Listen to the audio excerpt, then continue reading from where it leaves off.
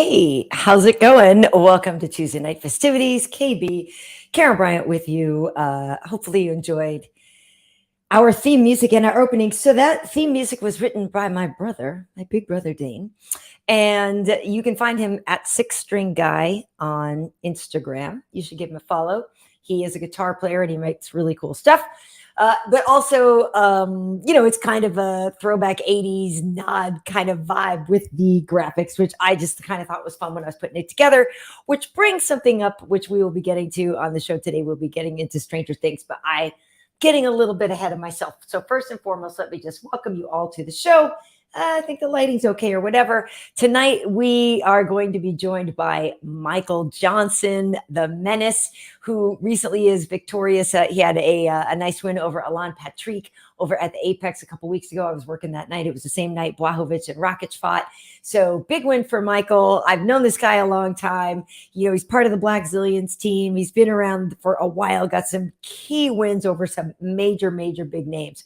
So there's a lot to talk to him about. And I just haven't actually gotten to talk to Michael and catch up with him for a bit. So that'll be fun. I don't know if Renato knows him. I'm not really sure if they have a relationship or anything like that. Like, I'm not sure. I'm not sure on that. But, we shall see, right? You never know with Renato how well he's going to get along with people. But first and foremost, let me welcome some of you. My mom is here. So hello, everybody. Hi, Mom. Mom's here. All right. What up, Tim? Klingbeil, KB, I'm a legend. Well, thank you so much. Oh my gosh. Yes. What's up, Dinah259, catching festivities live. Love from Korea. Wow. Hi, how are you? That's amazing. That's so awesome that you're tuning in for Korea. I'm bummed I didn't get to work on the Korea shows and, that we've had, the UFC has had. I just have not been on those, unfortunately. So one of those places that I think would be really cool to get to. I'm always excited to travel the world, which brings up a good point. Today, I found out that I'm going to Paris. So that September 3rd show in Paris, your girl KB is going to be on the scene. Very excited about that. Very excited. I have not been to Paris since 1999 or so. So a really long time ago. Beautiful city. Amazing food. Amazing art. Amazing architecture. Amazing. I'm so excited. So this summer I get to go to London and then later to Paris. So, the big man may be looking out for your girl KB, because those are two trips that she's very excited about. So she said a big thank you for that today. Hey, so Renato will be here at some point. I know he is on Brazilian time. But yeah, Dinah, Paris, I'm so excited. I know, Tim, I'm missing Roland Garros, and I'm going to be in London after Wimbledon too. So I'll miss the tennis there as well. But I was playing tennis today myself, actually. And I'm not going to lie, I played pretty well. I was playing doubles. I prefer to play singles, but we were playing doubles, have a nice foursome that the four of us get together. It's cool. And so I was playing ad side. I usually like to play deuce, but with my partner that I was playing with today, I like to play ad with her. And I had some fire returns where you cut the angle so sharp with that backhand that there's just nowhere for them to go. And especially on these courts, the way they are fenced off, there are certain angles that if you hit it on the court, no matter what the person does, they'll just never be able to get to it because they'll just run out of space. So landed a couple of those today too. So it was nice. Weather was great. It was great. So again, we're going to have Michael Johnson on.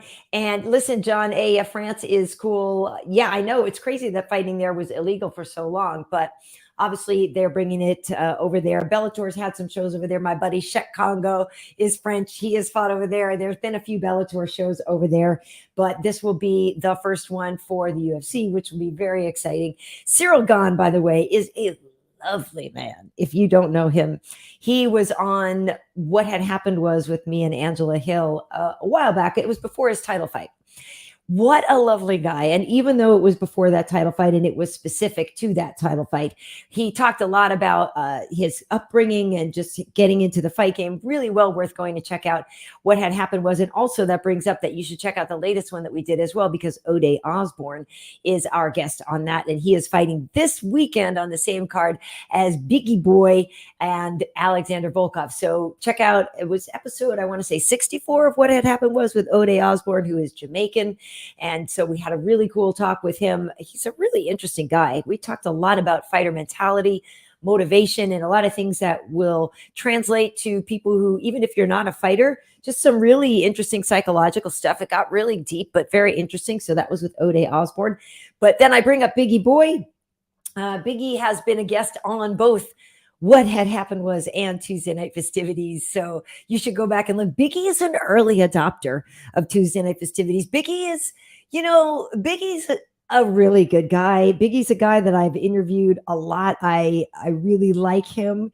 He is just a sweet, sweet guy. And so I'm excited that he gets to fight, because Angie and I had spoken to him before when he was supposed to be fighting Marcin, and then that got delayed and stuff. So it's been a bit frustrating waiting for him to fight, but he even sent me a shirt. So I've got my Biggie shirt. So I'll have to be repping that on Saturday. Sorry, Alexander, but I don't have a Volkov shirt. So what you gonna do?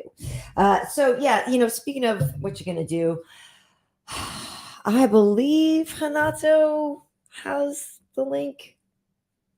I don't know. Oh, you know what, though? That gives me time to do this. I forgot to actually do this. Okay, so this is what is coming up on the show today.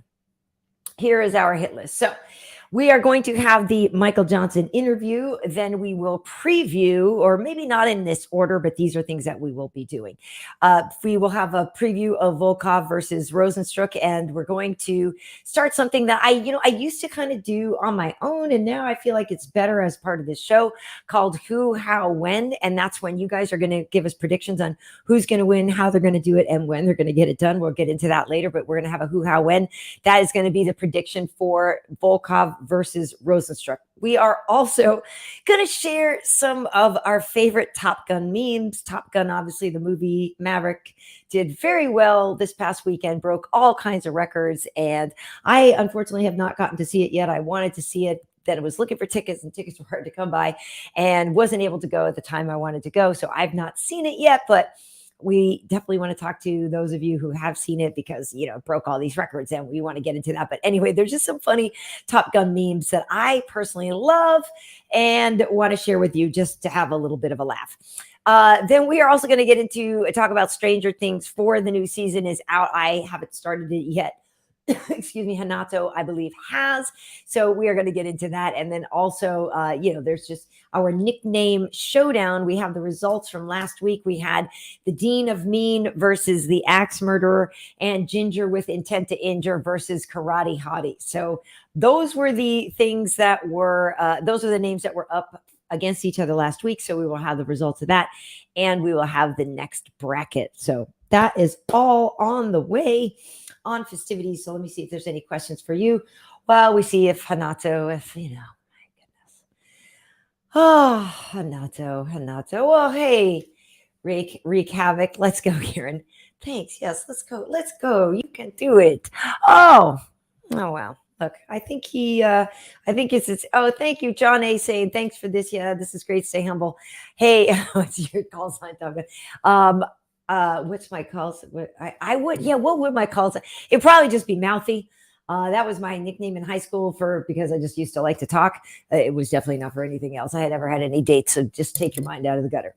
But anyway, speaking of having our minds in the gutter, with that, let's welcome in the 27-time world jiu-jitsu champion, Mr. Renato Laranja. Hi. It is I. Yes, you are mouthy. I concur. How are you? I look. I'm better. Okay, I'm better. How come I always look green now next to you? Great question. All my girlfriends and stuff always ask that. Why I always look like shit next to you, Renato? I look green. No, I'm gonna have to. I'm wearing green. I just realized I should probably cancel it out with a bluer light. You don't want to accentuate the green. Okay? Yeah, I need to cancel it out with a bluer light. Here, hold on a second. Oh, God, cancel Oh, it out with sorry. the Wait, titties. sorry. Cancel it out with those sugar babies that you got there. That's better. Those is made out of salt water chaffee. How are you? I'm better. Okay, I'm not. You over the Covino? Oh yeah. Well, let's tell people that it was indeed. Unfortunate. It was my first foray into the world of Covino. You popped your cherry. Yeah, it wasn't great, huh? Not fucking great. I did not enjoy that one. I've been.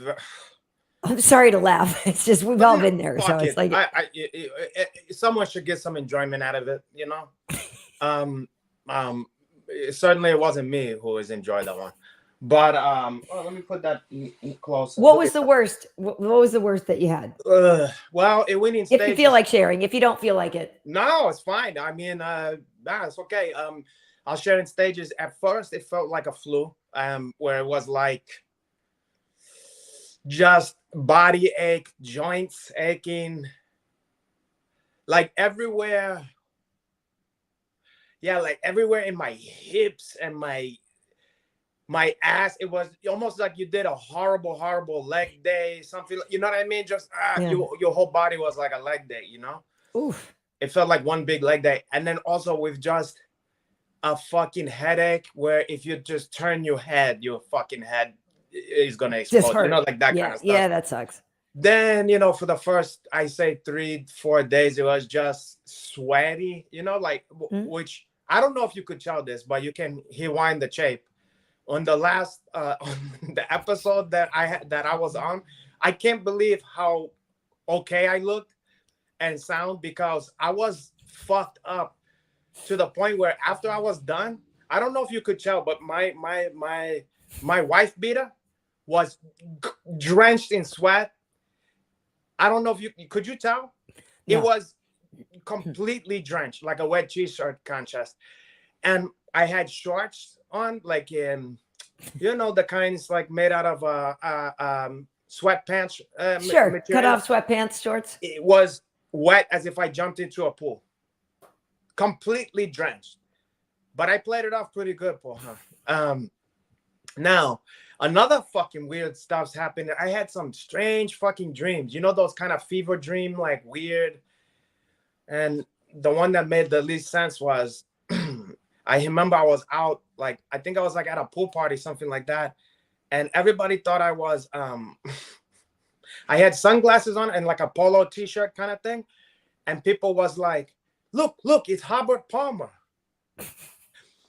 And everyone was mistaking me for Hobart Palmer. Now, I haven't thought about Hobart Palmer in years. I don't know why.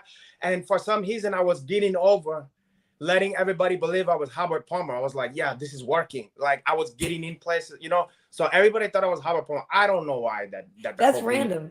I don't know why the Covino did that to me. I don't know why anybody would think I was Hobart Palmer. Who the fuck knows? Now, one of the weirdest Covino-esque things about it that, if I could say, was different from anything I've had before, was my gums, about until yesterday, felt like gingivitis. You know what I mean? Like my gums felt in pain the entire, like sore, like to brush the teeth, or almost like, have you ever flossed after you forgot to floss for a minute? And your gums is bleeding, that kind of deal. My gums was bumping throughout the whole. It was horrible, like very painful. I'm sorry to hear that, but you're better now. And if I was to do a floss, them fucking shit felt like razor blade. You know what I'm saying? Well, I'm sorry. I'm sorry for that. I'm sorry so for now, cut to now, where I'm supposed to be. This is supposed to be the last official day of quarantine. Or isolation. I feel pretty much like I'm at the end of a regular cold at this point, where you just kind of feel off and you feel kind of, you're getting the last out of there. Good. So whatever, man. I mean, welcome back. Welcome back. Yeah. So you want to come over and to get into the under the cover and play and trade baseball cards or something like that? I don't want to do anything of this. I don't want to do anything of the sort. What I want to do is I want to welcome in our guest, Renato. Are you ready? What? He's already had it? That black gentleman is on time? Yes. Wow. Yes, unlike you. Hey, ladies and gentlemen. That's what I mean. He's a black zillion. You can speak to yourself. Ladies and gentlemen, from the UFC, it is Michael Johnson. Welcome to the show, Michael. How are you? Can't hear you. Okay, you can't hear us. Look at that. That's Michael Johnson. That is Michael Johnson. Yeah. Well, we could have him hang up and come back. He said he can't hear us.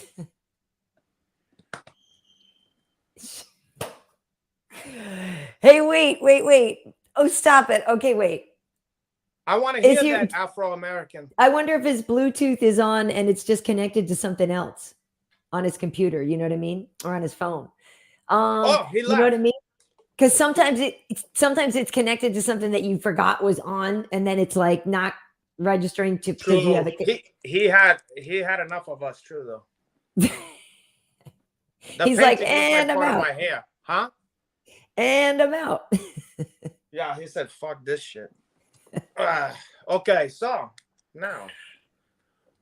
Well, hopefully we get him back. Where were we? So convenient. No, anyway. So I may, boy. Whenever you get sick, it really reminds you how fun it is to not be sick. You know? I know how much it feels good to thank God for your health. Yeah, I say that all the time. Honestly, I actually really do say, you know what? Me too. Thank God I'm healthy. I actually really do. When I'm having a shitty day, like when I'm healthy, I'm always that's the one thing I always try to like remember to, even if everything is kind of shitty, every other aspect, I go, you know what? Just imagine if you were sick, you know, like at least you're fucking healthy here, you know, dude, and you can work out or whatever, you know, all the time. But when you're sick, the world is not your oyster, you know? No. Yeah. No, I say that all the time. Hey, so we, I was explaining to people, now that you're here, I can show this again. Is that another dig on the fact that I wasn't there before I was there? No, but this is just what's coming up on the show. We have, you know, we're going to talk to Michael, and then, you know, we're also going to preview Volkov and Rosenstruck. We'll talk about some of our favorite Top Gun memes. We want to talk about Stranger Things season 4, and we have the results last week from our nickname showdown, and you know we'll get into some other news. God, are you? I'm licking my chompers because there's a lot of good subject on there. Yep. So I think people is gonna be excited from this episode here, and they got a chase of Michael Johnson. Yes. Hopefully we're gonna sprinkle some more on there. Maybe he's like a Prince. Have you ever seen Prince live? Yes. I'll tell you what. Did he make you wait? It was late. He made us wait to the point where you're gonna consider leaving. You know what I mean? Because the situation I was in, it was a surprise. It was it was like an artist he was developing. So in order to get people to go see this person, now I can't even remember who the fuck it was, but it was one of these situations where if you went to see the showcase of this person, the humor was afterwards there's a secret Prince concert, you know, at the Palladium. Yeah. But it wasn't 100%. You know what I mean? So we waiting, and then after a while you think, am I just being a dummy? This motherfucker. I'm standing here, it's 2 a.m. Never gonna show up. And then when you was getting heady to think about like, you know what, maybe we should get the fuck out of here. Then the band start playing, you know. But even after the band start playing, this fucking guy made you wait till he came out, you know. By the time he come out, you're desperate for him, you know. And it's a good tactic because it's like that thing in, you know, Eddie Murphy Hall. You remember he was like talking about women withholding pussy from you for a long time. He's like, it wasn't that the pussy's that great. It's just like, if you was hungry and you ain't had nothing to eat and someone throw you a cracker, you're going to be like, God damn, that's the best cracker I ever. What that was a Ritz. You remember that? Right. You remember? Yes. He go, give me one more, please. You remember that? It's like, because You waiting for if you've been waiting forever, and yeah, that's kind of like me. The fact that I've withheld my salam to you for so fucking long really, that is that it? you desperate for you're deficient. Is that what's happening? Is that you're Yeah, withholding it from me? yeah. I keep that one for to save keepings. Oh. You're I not think you. you'll be able to keep that safe for quite some time then. Well, you don't worry. deserve. The better it age, the more Chandlers get that one. The old, the berry, Okay, the so sweeter listen. the goose, huh? Well, Michael, while we wait for him, he was here, and then it said he wasn't connected, and so we can just get into some of this stuff, and then if he pops in, I think we should just wait in silence. No, great idea, Paul. Okay. Okay, so I don't know what you want to talk about first. We can preview. Okay, look at here it is. I think he's back. Hold on, here he is. Hey, do we have you this time? Can you hear us? Hey, so I had to go to my phone. My bad. I don't know why that just happened. That was weird. My computer just stopped working. Oh, that sucks. That sucks. Well, it's great to see you. How are you? Good, good. How are you doing? How are you guys doing? Good. I don't know if you guys, you, my brother. Huh? Yeah, I've met before. Renato Laranja, Michael Johnson, Renato Laranja. We never met. We have mutual friends and stuff like that, but we never met out of all these years, Karyn. Okay, nice. Well, finally, nice to meet you. And I heard that black joke too. So. Oh God, how you heard that one? I heard that one. Hey, and it's a little better than Brazilian people time because that's way late. You got to add like 20 extra minutes. That's true, but I'm so late that I'm early to the next shit though. Yeah, that's very true. There you go. So we'll put that one on. Yeah. There's a lot of similarity between the Afro-American and the Brazilian. That's why you guys have best of both worlds, Black Zillion. Mm-hmm. Black Zillions. Yeah. I'm surprised people show up at all for those trainings, to be frank. You know? Yeah.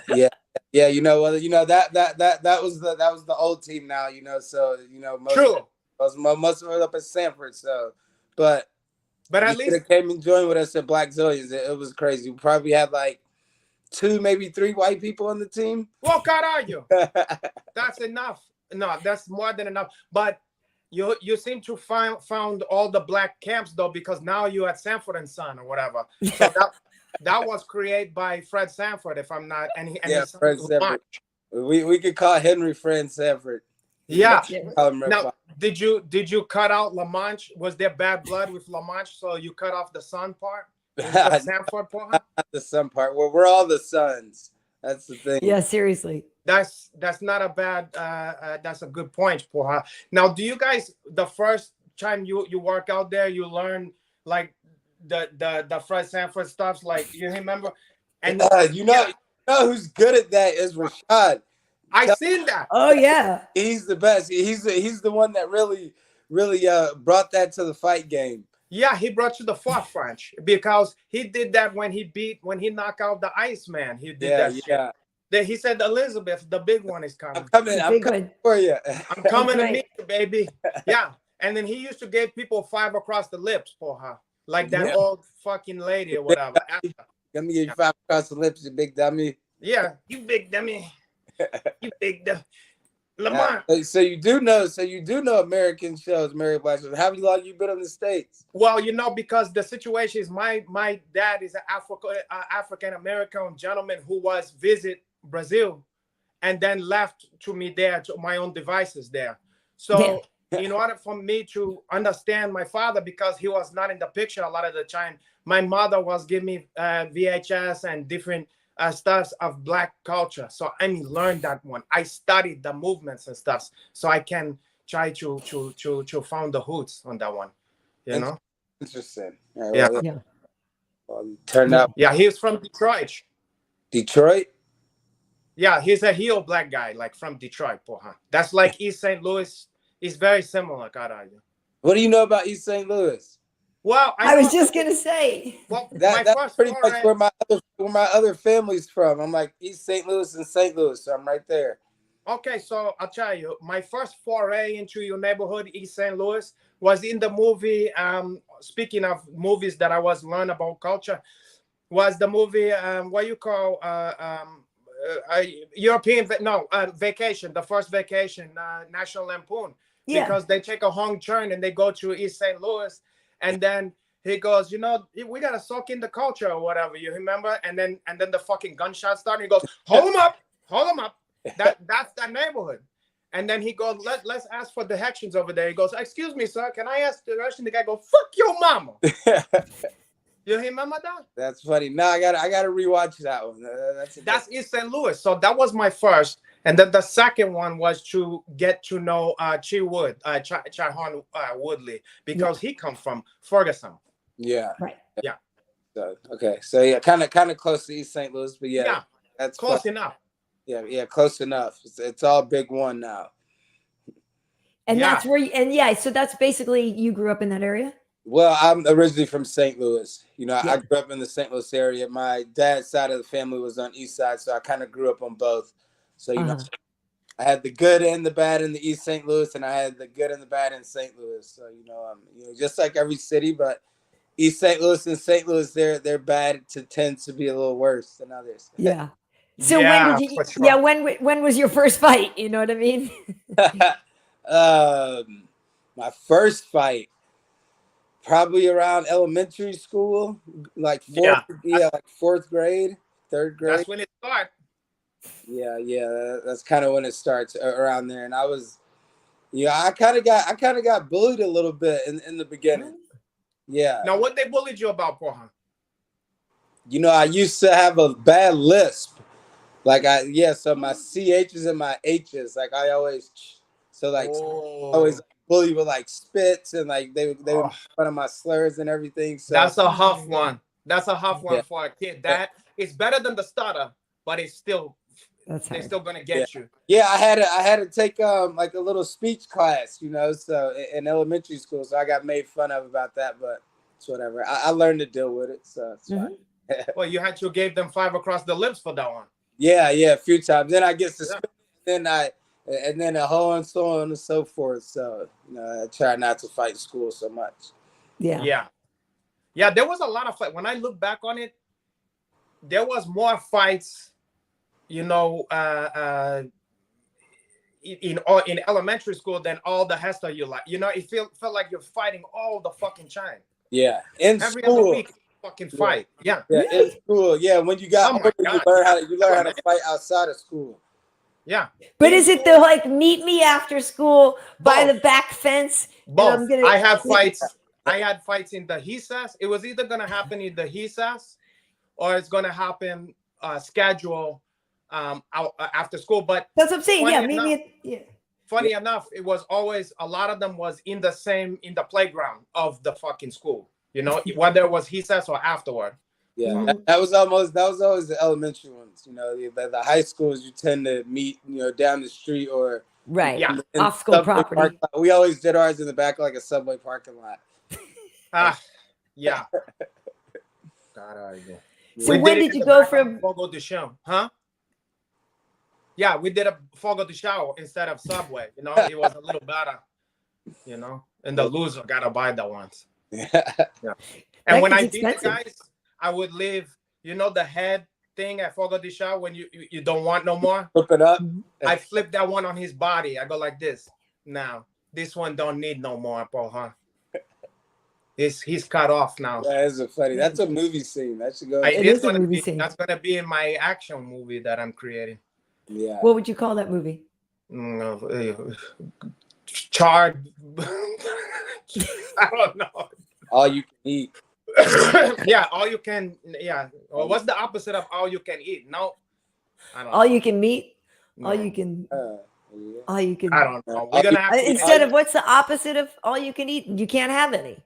Yeah. Now. None for you. Now more for you.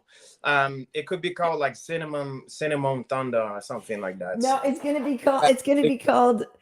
What is this? Remember African Sunset? This candle. That's you fucking movie. That's you know what that is? That's your version of like. That does smell good. Ooh. That's gonna be you movie about you going out to like Sandals Resort and trying to get some young dick or whatever. It's gonna be called Under the African. Like what is it called? This is track type movie. yeah, this is African Sunset right here. That's like you under the Tuscan sun or whatever. Yeah. You know. Yeah. But you're meeting a young African gentleman. I did watch Waiting to Exhale recently as a goof. But did you? Because as a goof, you know the whole time you were going, fuck, I'm gonna do that. You want to do that one. You want to go to hedonism. That's different. That's how Stella got her groove back. Oh, what the fuck? Oh, Waiting to Exhale. My bad. That was where she burned the car and all this shit. Yeah, that's just what the girls. That's just like the 4 girlfriends, and they're all going, whatever, going through some stuff. That's but just like hating on men movie. But no. You need to see the one where she go out there and get some young stallion. Stella got her groove back. Stella got her groove back. Yeah, you need to. It's just like Eddie Murphy stand up. He goes in Jamaica and meets some dude named Dexter. Exactly. Yeah. Don't let him fool you. Oh no. Hurry even try to school you. Yeah. Hey, so listen, so Michael, you just a couple weeks ago picked up a big win against Alan Patrick. I was working that night. That was a tough fight. You got to knock out those second rounds. So how important was that win for you? Because obviously every win in the UFC matters, but for you, it felt like a real do or die back against the wall fight. Yeah, it meant a lot. That's the first one I had in 3 years. Oh, somebody reminded me, we were doing the interview afterwards, and the guy reminded me in the back. I was like, "Fuck, 3 years!" Like, man, if you put it that way, yeah, it is a big deal. I can't believe I haven't won that long. Yeah, well, it's better for you not to focus on that before the fight. Yeah, I didn't think of that at all. I just thought that I needed to come out here and not just get a win. I needed to get a dominant win. I needed to show the world that, at the young age of 35, be 36 next weekend. Nice. Happy birthday. Thank you. I can, still compete, and I'm still, I think, the fastest lightweight in the world. And, I can just get in here and get wins, and I'm back being hungry, ready to keep climbing the ranks now. Finally, a little bit of weight off my back.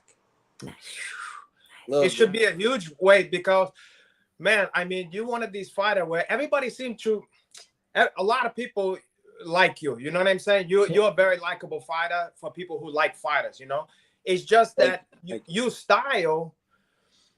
You're the type of guy that's exciting, and when you're exciting, sometimes it's not gonna go your way. You know what I mean? I mean, just by definition. Because you're not the kind of guy that's just play safe for strategy for just. Okay, I'm gonna bank this win, and then I'm gonna do this and that. You're a fighter's fighter, So in doing that, you put yourself at risk a lot more than the average guy. But I love that the UFC have not penalized you for that, because in my estimation, I mean, of course you're not gonna keep losing or whatever. But even if you had 5 more fucking losses, I still would want to keep you there because. You provide the excitement. Why would you want a guy like that to be gone? You know what I mean? Yeah. So I feel like you're the kind of fighter, and I've always felt this way about you for a while, where I wouldn't be surprised if you was fighting for a world title. You know what I'm saying? Like if you had his sergeants and put it together, because that will happen. Yeah, for my money, if you think about it. I don't think anybody ever had Khabib in trouble before, except you. Yeah. The time you fought that fucking guy, that was the only time I saw trouble for that. Like serious trouble for that guy, where he was even himself like, oh shit, for her. You know what I'm saying? Yeah, close. It was follow-up shots landed. I just went in worried too much about his wrestling. That's all I thought of. Not to mention, didn't have a full camp. But, that's in the past. He's one of the greatest. Yeah. I took the risk. I mean, the risk versus reward in that fight. Just the first fight at Madison Square Garden going against, one of the greatest lightweights of all time. And, if I beat him, that definitely solidifies my fight for the world title and even more. So, of course, I'm going to take that risk. But if you go back, to all his fight, I've never seen him in serious trouble like he was in that fight. That was the only time, unless you guys can remember something else. Yeah, a little bit, a few times. Yeah. Justin got him a little bit, but yeah, I don't think he not like that backed up much. So yeah, it was clean, but motherfucker. Damn, it's a like. So, yeah. So one thing too, in kind of going along with what Renato said about your style, it's out there. You go full on, full force, do or die. There have been times when you were winning, and then it seemed like maybe there was just like one lapse in judgment or one little mistake, and then your fate completely turned. And I know that has to be so frustrating because I feel like it's happened a couple of times. So is that something that you recognize and that you can kind of work on or identify what happened in those situations? Yeah, definitely. It's just I wasn't focused like those whole 15 minutes, and just flipped up a little bit, get in a bad position, and I freeze up. Like I've been fighting for 12, in the UFC for 12 years, fighting for 15 years. Like I know positions, but in the fight, I tend to freeze up. Just like in the Stevie Ray fight, if you go back there, he slips up, gets a bullshit takedown, and then I'm in a bad position and I lose.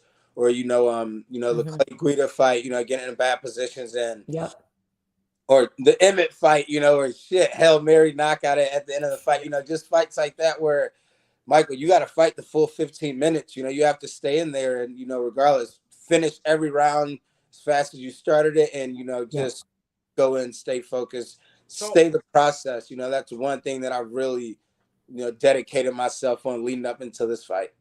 So when you say lose focus, can you give us an idea of what that looked like? Like, give us an idea of what that looks like when you lose focus. Why, how, and why, like, is that happen? I wish I could pinpoint it. I honestly wish I could, man. I was trying to figure that out for those 4 fights in a row. Why am I losing focus? And I think it's just, not reacting as quick and fast. And, I don't want to put things on how my body was reacting, but, I was, I had to go through a lot of surgeries afterwards recently. We're never fully 100% going into fights, but we're always hurt. I was fighting a lot of fights, actually injured. And, I think it's a big difference between being hurt and being injured. And there were things that I needed to get, attention to and solved and fixed. And I just kept putting them off. Like you said, I'm a fighter's fighter. Like, I don't want to sit on the sideline. Like, I want to keep fighting. I want to keep fighting. And, like in fights, I think I'm doing something and my body's not reacting the right way. Watching the Clay Guida fight, I really watched that and I picked up on that a lot. Like, man, used to hit guys and, they didn't walk forward when I hit them. So I finally took the time and got the neck surgery done and the ankle surgery and the knee surgery. And, now I feel like I'm, 24, 25 again. People might be shocked. They might see the version of you that they didn't know was possible anymore. And you're going to, lay some people to rest. Yeah, that's what we're just sitting back and taking our time with doing. I'm wondering, when you said the focus thing, the first thing that popped in my mind was that boxing match that happened over the did you see the Gervonta Davis? Yeah. I missed it. Yeah. Oh, you missed it? Oh, yeah, that was a good one. It was exciting because this was two young bucks, that's undefeated and stuff. So it was like I wanted to see. Of course, you think Gervonta is gonna be slicker, but it boggled my mind that Holly let himself get so sloppy, like he lost focus. He got comfortable. That's what I think it is. A lot of time you get it's a false sense of security, like, oh, I'm okay here, and then boom, Yeah, that's exactly what it is. I got knocked out by Emmett like that. I got a little too comfortable, too stylish, and boom. Oh, am I freezing or are you? No, it's him. Ah, fuck. Dang it. Come back to us, Michael. Oh, come back. I'm back. I'm here. Oh. Yeah, I don't get what's wrong. So wait, you got overconfident in this interview and got caught by the internet. Exactly. You lost focus. That's funny. No, but and it's funny because if you think about it too, if let's say you are winning the first couple rounds, the more you're winning and the more you might feel like you can coast, the more desperate your opponent is getting, and the more reason you shouldn't lose focus. Yeah, because they're coming dangerous. Exactly. So that's right. Yeah, I got to take that to note and leading up into it. So yeah, those are the things that we as fighters have to work on and stay focused on. So. Yeah. So do you know how soon again you'll fight? Hopefully end of July. I'm not. Oh, nice. Yeah, that's what we're gunning for. I want to keep this streak going, keep this momentum going. I'm not the best I've felt in a while. That's I felt comfortable and like back to my old self. So I want to keep this momentum going. Nice. Well, I feel like you're in a position kind of like how our buddy Bobby Green, has this resurgence where all of a sudden everybody's like, oh yeah, remember this guy's dope. This guy can scrap, and it's like a lot of people always loved Bobby, but he kind of flew under the radar and then all of a sudden came back or not came back, but you know what I mean? Had this great resurgence and reemergence, and you're in the same position. Yeah, exactly. He's a good friend of mine, and I always admire watching him come back and then spring back. I just love watching guys like that. I talk about like Bisbee, the way he did it. What Glover's doing at this moment. I mean, shit, Oliveira. Like hit the biggest one out of all of them. Wow. Yeah. Just he's the most surprising one, to be honest. He really is, but when you look at him, he got in the game at what was he, like 19, 20, fighting Cub Swanson and these guys like that. He was just fighting guys that were on a different level. And but you couldn't have paid me. I would have never imagined, like, when he was kind of just floating in the abyss, like, oh, one day that guy's gonna be fucking unbeatable. You know what I mean? Yeah, exactly. Like, isn't that funny though? Yeah, but he looks unbeatable right now for sure. Yeah, but I've been a fan for years and years and years. So he'll jump on the back like everybody. Yeah, but I know a lot of people, people did have some doubts. But so before we were talking about Black Zillions, and that is one of I think of that time as, I don't want to say a heyday in it, because there's always waves of times in the UFC where things are going great or whatever. But I do think back on that, and I think back on that season of The Ultimate Fighter and stuff. And I think that's just, things were popping then. I know the UFC is more popular now, but that just seemed like such a fun time where it was still a little bit of the Wild Wild West, but it was getting more mainstream. Like, I don't know what your memories are of that time during Tough and everything, but how do you process that versus what it's like in the UFC now? Yeah. Well, Black Zillions, for what we were the hottest and best team. I might be biased, but around that time, hell yeah, you guys were killing it. Anthony and Eddie and myself and so on and so forth. Michael Chandler came down for a little bit, so Tyrone Spunk, and then Henry Hoof and these guys. I can go on and on. She loved Tyrone. Loves Tyrone, huh? Yeah.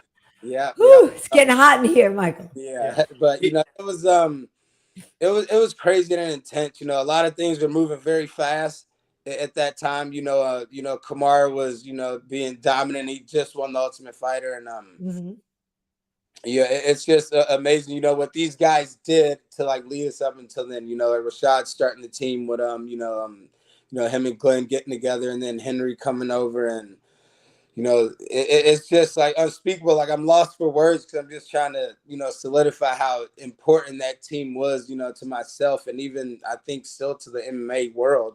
Yeah.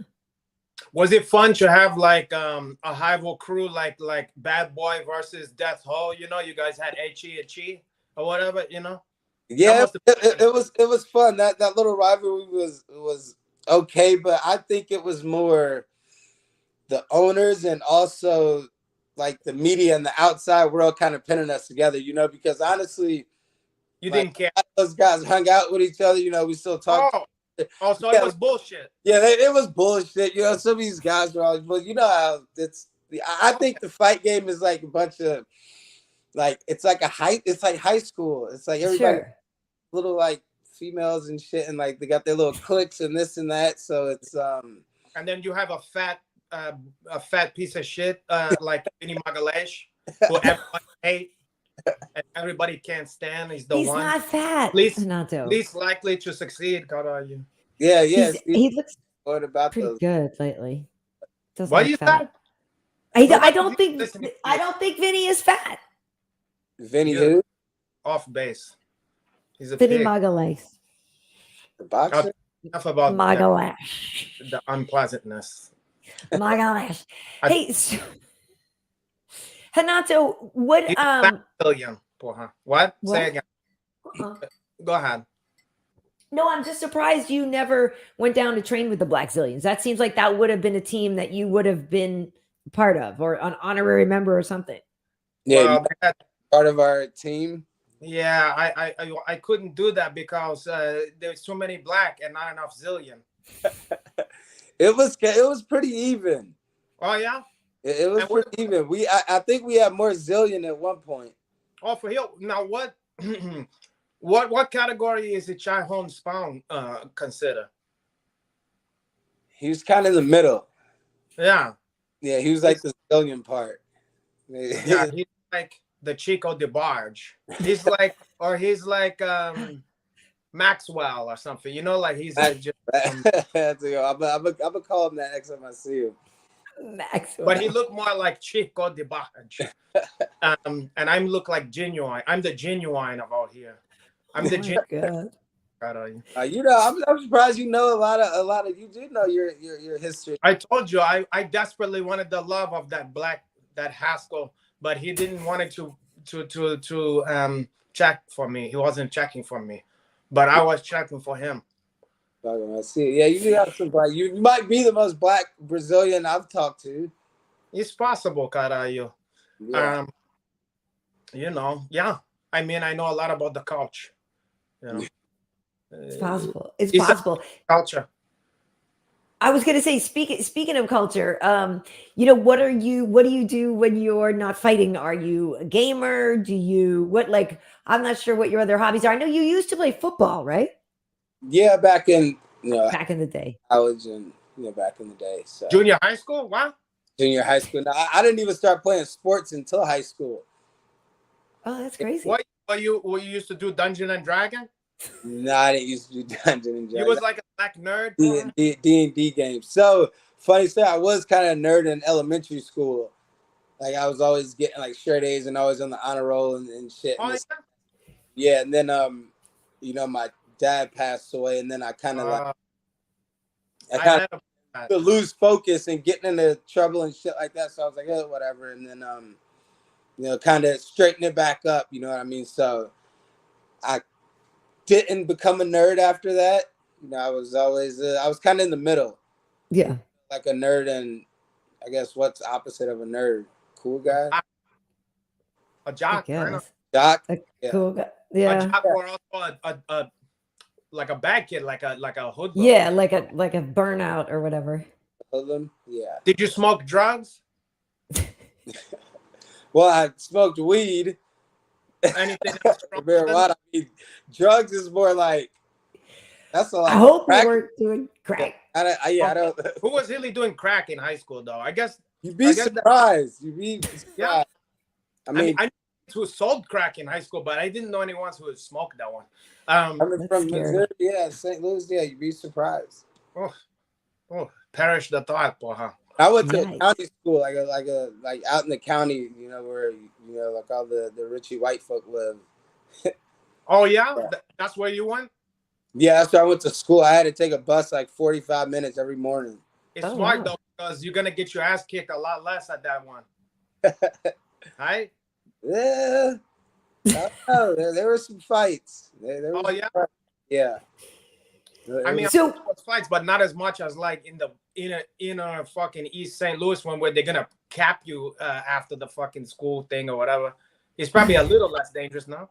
That's kind of like new school shit like where people shoot and pull guns. Like I guess back, see, I feel old now. Like I'm like back when I was in school, like these young kids, like it was just like normal fights. Like people, just fist fights, right? Yeah, people got their ass beat. They got up and you went home or got picked up. And I mean, I'm no spring chicken, but I remember even there was kids who got.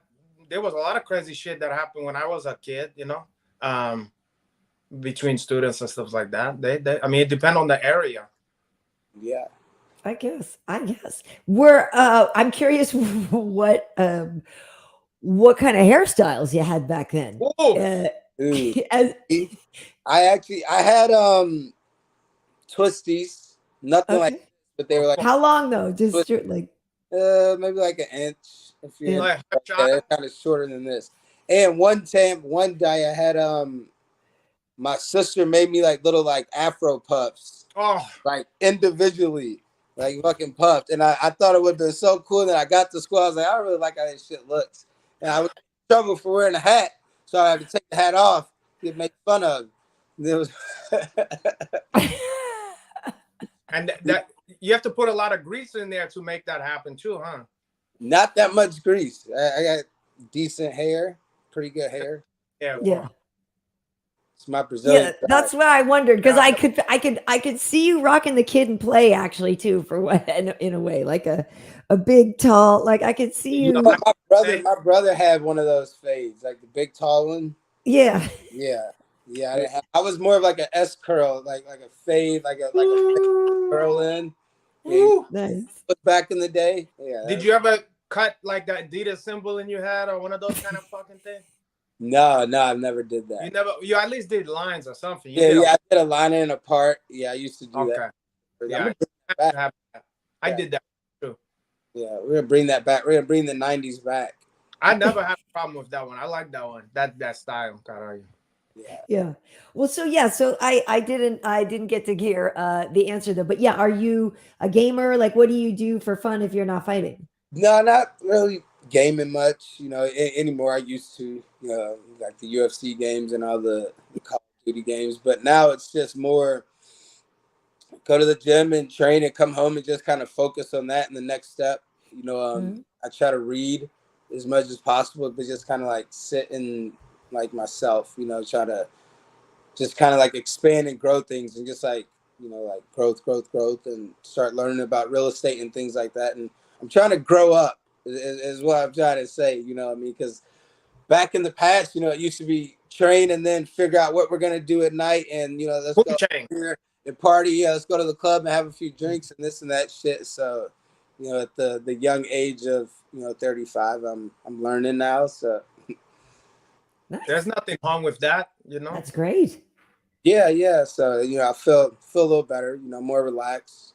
I don't wake up with for punching, you know what I mean? It do have a place in your life. Yeah. That's what, a lot of running was back in those days. All out in Vegas with the fights and everything and all the crazy parties and this and that. And yeah, when I first got into the UFC, that scene was pretty big. Well, that's what I was going to say. Wasn't that your undoing some of the time? Is maybe the focus outside of the octagon was not where it should have been? And of course. Like that for sure. That for sure was a thing. Like you thought you would have it under grasp. Like, I'm just gonna do this, and I'll be fine a month out or these weeks out, and right. You don't think it's gonna catch up to you, and then it does, and then you're like, oh, shit. Like the James Harden. Or the Lou Williams of MMA, huh? Hanging out at the club, got you? Lemon pepper wings. Maybe back then. That's also one of those things where even if Rashad or whomever was telling you that's something you have to learn for yourself. Like people you can hear it and be like, yeah, until you live it and believe it yourself, probably.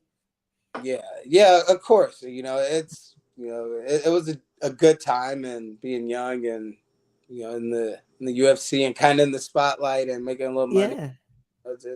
You have to imagine that's like a young man joining a band and it become popular and then going, you know what? Pussy and alcohol is not for me, Karyn. Yeah. So of good. Course. Got it out of the way. I'm not judging. I saw a lot. I've done a lot. I've enjoyed myself and now I don't really, need to do that anymore. So Nice. You're a better man than me. Well, with that said, do you recognize the greatest piece of advice you ever got from a coach, or the greatest, nugget of that you would pass on to a new fighter who just got here? I mean, just one thing that I just always like stayed on and know is just like stay the process, and just and enjoy it, and don't rush everything. Like everything's gonna happen, everything's gonna come, at the right time, and just do the steps to get to the big picture. Don't worry about the big picture at first. That's smart.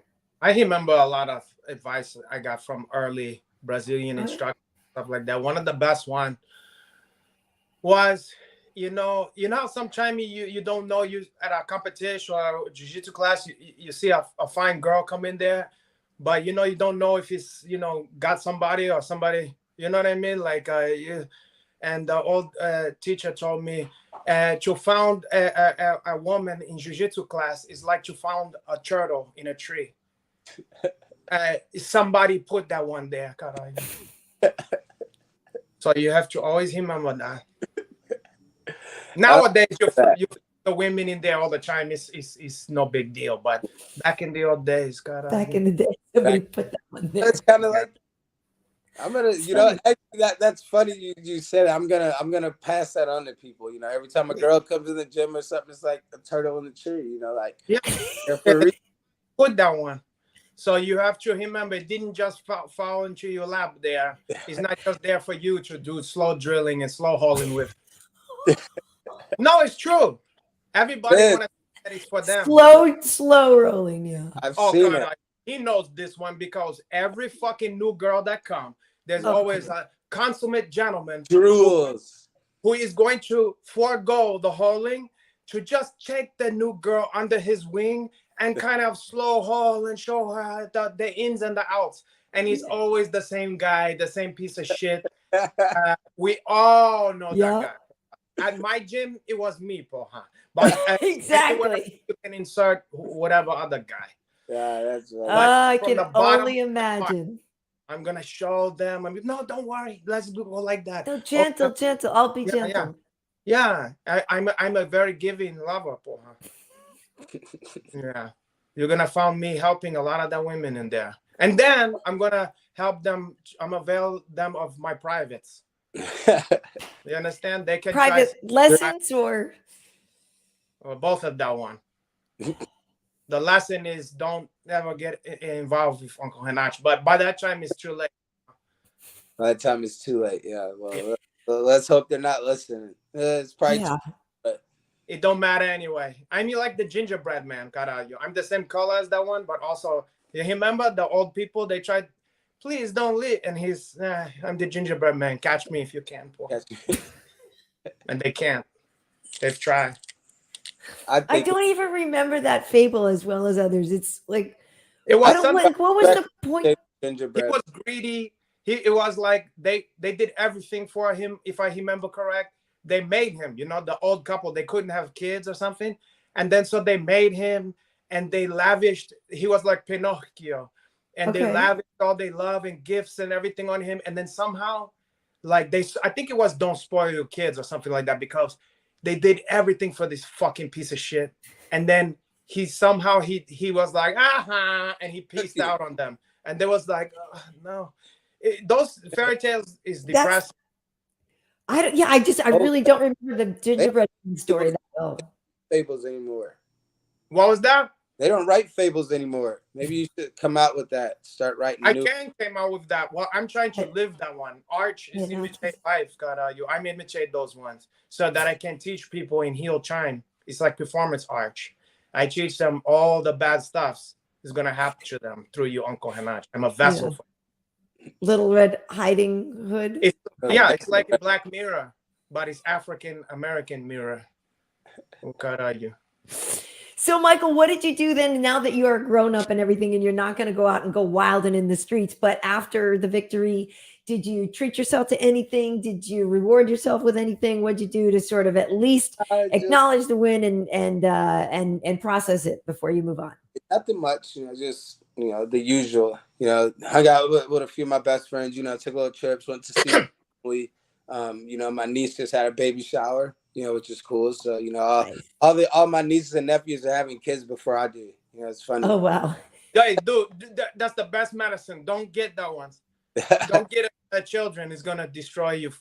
Everything you. They're all having so many of them. I'm just gonna take theirs. So it's exactly. Just hang out with that one and drop it off afterwards. You don't have to pay for that one. Nothing. Exactly. So so I did that, and now I'm just got back to Florida and about to start back up training and focusing on the next fight and the next steps and nice see where that goes. Nice. Do you have an idea of who is the next fight on the next step? No, I've been trying to think of some names, trying to see who's gonna fight, who's available, and but it seems like everybody's kind of taken. All the cards are getting booked up, so I might have to just sit back and wait a little bit. Yeah. Well, you could always stay ready. Like you're staying at lightweight again now then, right? Yeah, I'm fuck 45. Like that was the worst decision I made. I mean, it's not worth it for all the energy it sapped from you and all the fucking pain in the ass, huh? Yeah. I mean, I don't cut much weight getting down to 55, but those extra 10 pounds to get down to 45 was just Plus you back chin now. First time I've been knocked out. Yeah. Yeah, I mean, like clockwork. The shit fucks up your chin. Yeah. So that was it for me. That was enough for me to know that I need to go back up to 55 and be healthy and fighting at kind of my full capacity. So yeah. Plus the fan. That's why I wish in a perfect world, I'm never gonna live to see that one. In a perfect world, they would do like day of weigh-in or something like that, so that you could just eliminate weight cutting, because weight cutting is like a fucking arms race anyway. You're only doing it because to fight someone even close to your size, you have to do it, because they're doing it. Right. It's like a nuclear weapon. You know what I mean? Like the only reason you gotta have it because these fucking assholes have that one. You know what I'm saying? If they just get rid of that, the fans is gonna win. Because we imagine how much energy. But what you would just say? So just show up at what weight though? I mean, you still got to have a weight class. Yeah, you show. What I mean is you weigh in the same day so that no one can cut weight. Nobody can cut a lot, right? You understand? Yeah. So you fight closer to your walk around weight is all you're saying. Yeah, so you just eliminate because it's this stupid thing. If you ask any fighter what's the least favorite part of fighting, it's that. You understand? Sure. So they hate it, and also the fans hate it, because why would you want to see the top athletes? Imagine if they did that in every sport. Before every fucking basketball game, you gotta have the fucking team. Yeah, no, I know. It would, deplete them. Dead, and then you're gonna have them fight the championship game. Yeah, who wants that? And so I want to see the best of the best we have to offer. What do you think, Michael? I mean, yeah, that sounds pretty interesting. Like I said, I guess we're so ingrained with the weight cut. Like you said, like we're doing it because everybody else is doing it. But I could see that benefiting a lot of fighters. I mean, yeah, you'll have definitely. I think you'd have better fights. I also think that if guys do their weight cut right, it shouldn't also affect you as much, leading up to that day after. Yeah. But imagine there was no weight advantage or whatever. It's just two guys at their own fucking weight, or a gal at their own weight.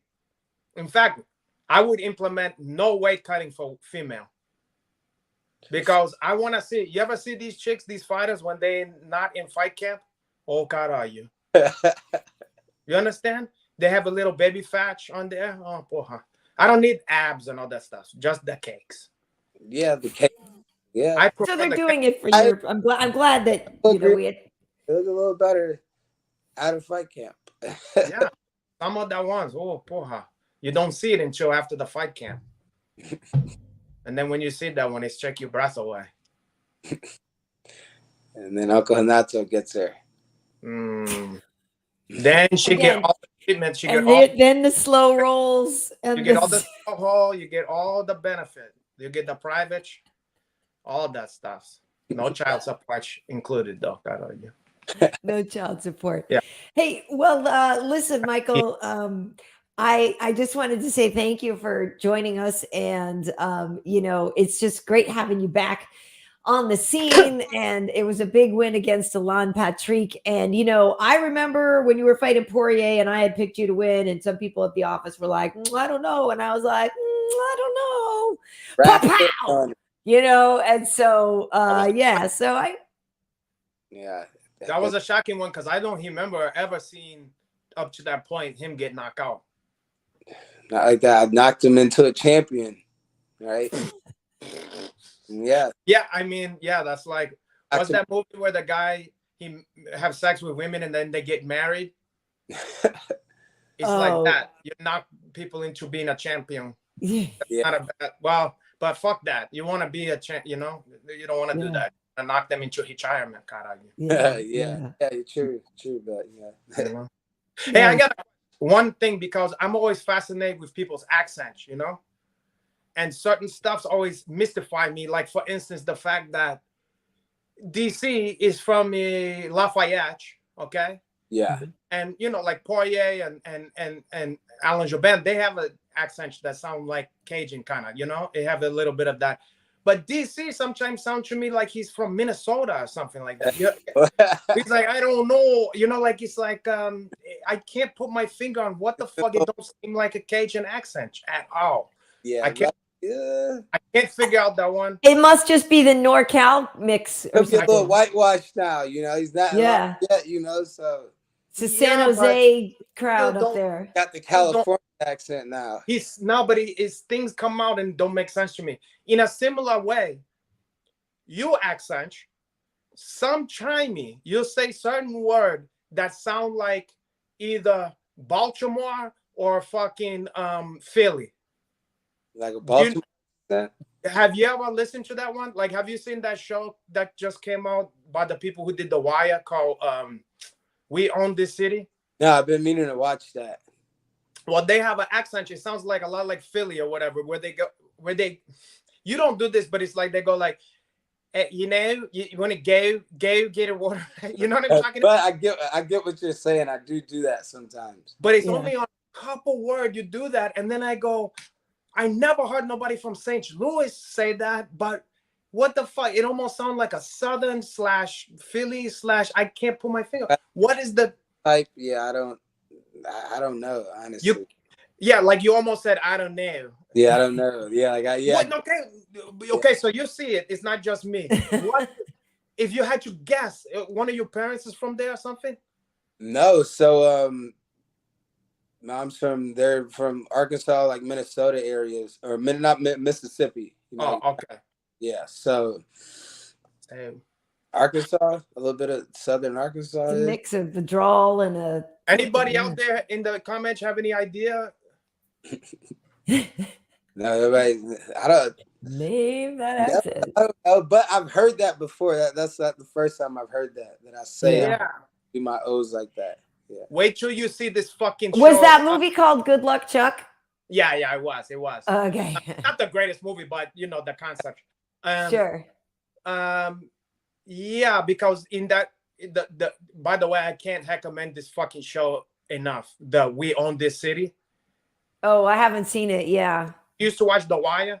Yeah, I'm watching it right now again. So it's all the same people. It's the same creator, writer, all that. But what they did is a mini series, and it's about a true story of no cap. Oh yeah, so it's true. This guy said I'm from St. Louis. MJ talk different, no cap. What part of St. Louis? He said he grew up in U City, though. Oh, okay. Yeah, he grew up in U City. What's that? U City is University City. It's just like it's another part of St. Louis, pretty much. Yeah.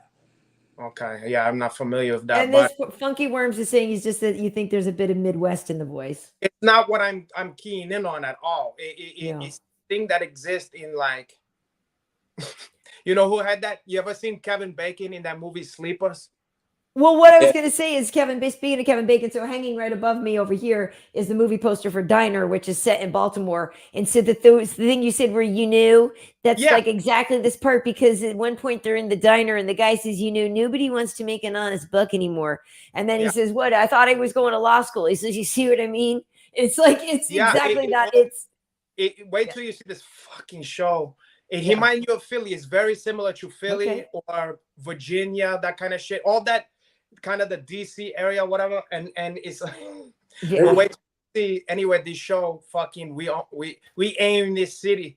So the cool thing is, it's a true story about this unit of fucking dirty cops that was doing their thing from about 2003 to about 2018. And they was getting away. They was doing some stuffs. Okay. Now I don't want to blow anything, but the guys in the show, unlike in The Wire, where they had all these guys from, different countries, different places, whatever, you never heard a fucking Baltimore accent in that show, even though it's a great show. In this one, everybody got actors like Bernthal. He come from that area. He come from that like DC, greater DC area. Yeah. And then they got this other actor, his last, Josh Charles. You remember that guy? He's also from that area, and he play a scumbag cop. And they're like, hey, what's going on, bro? Like they're harassing black people. And it's like, hey, where you going? It's fucking terrible.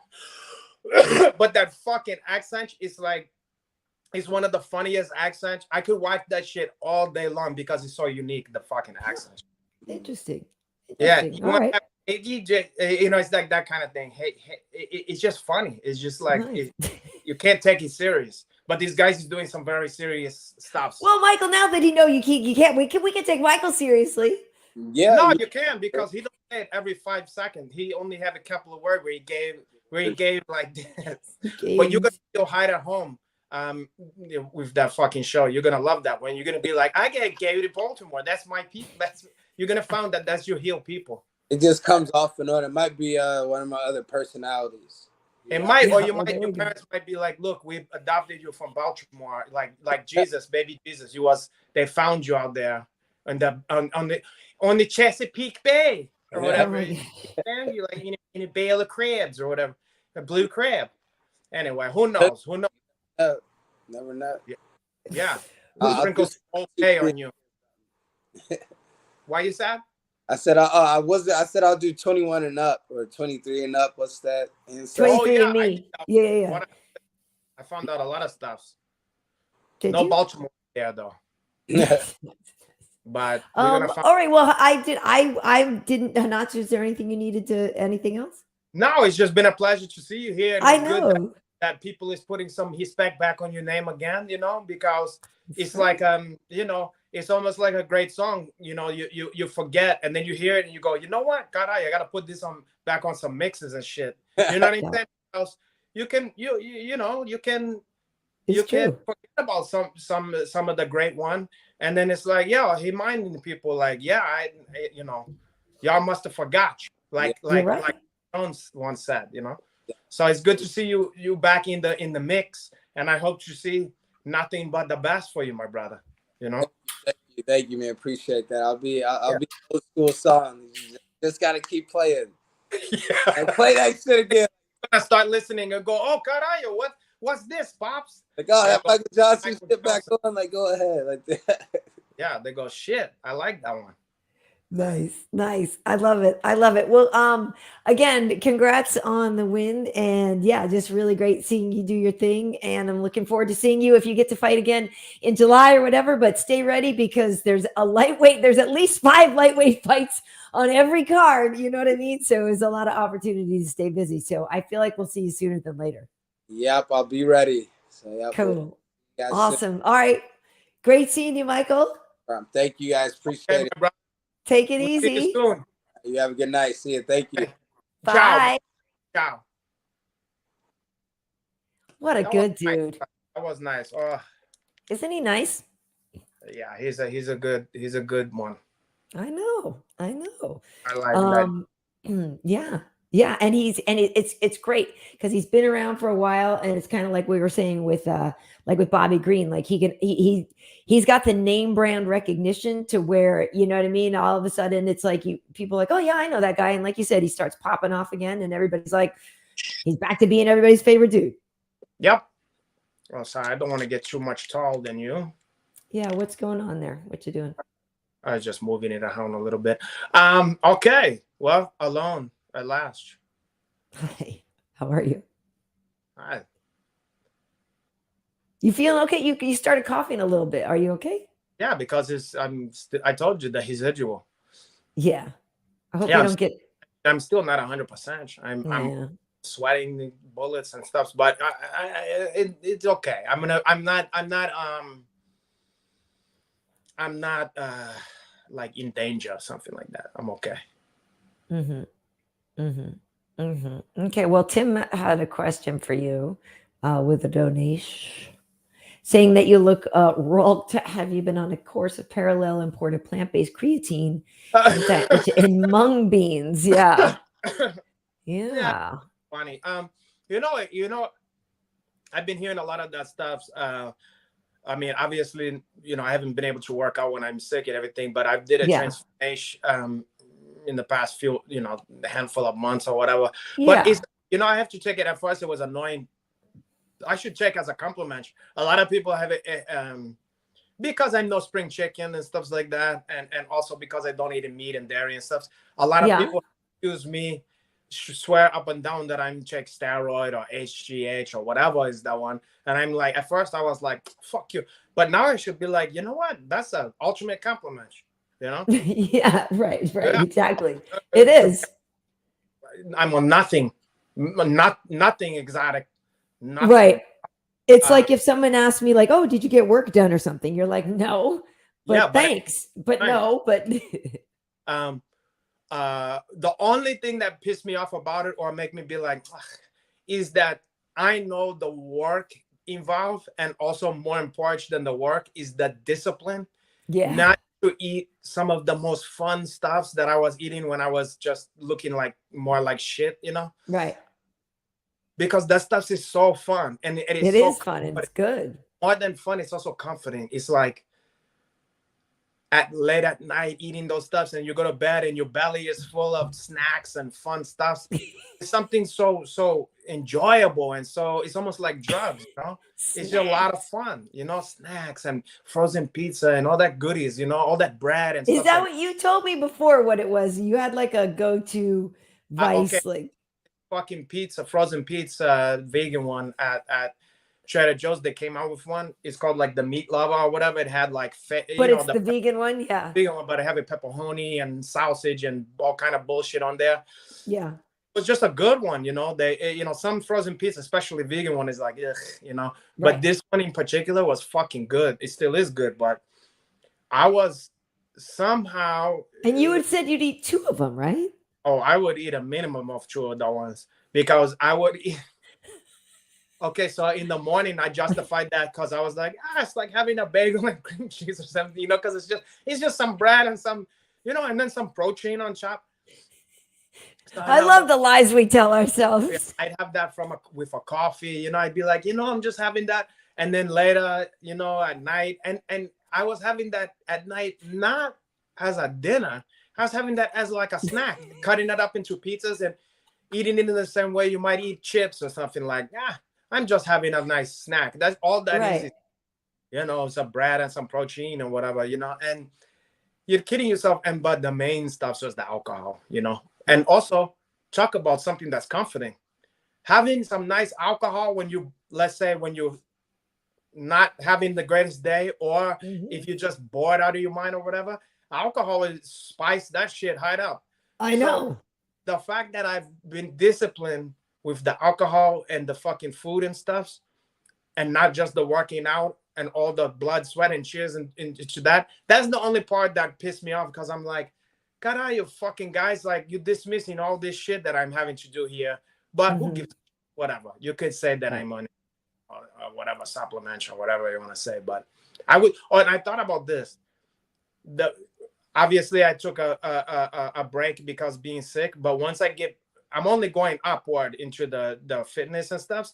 So once I get to be really fucking what I consider to be in crazy good shape, I'm gonna show the people what is that ones look like.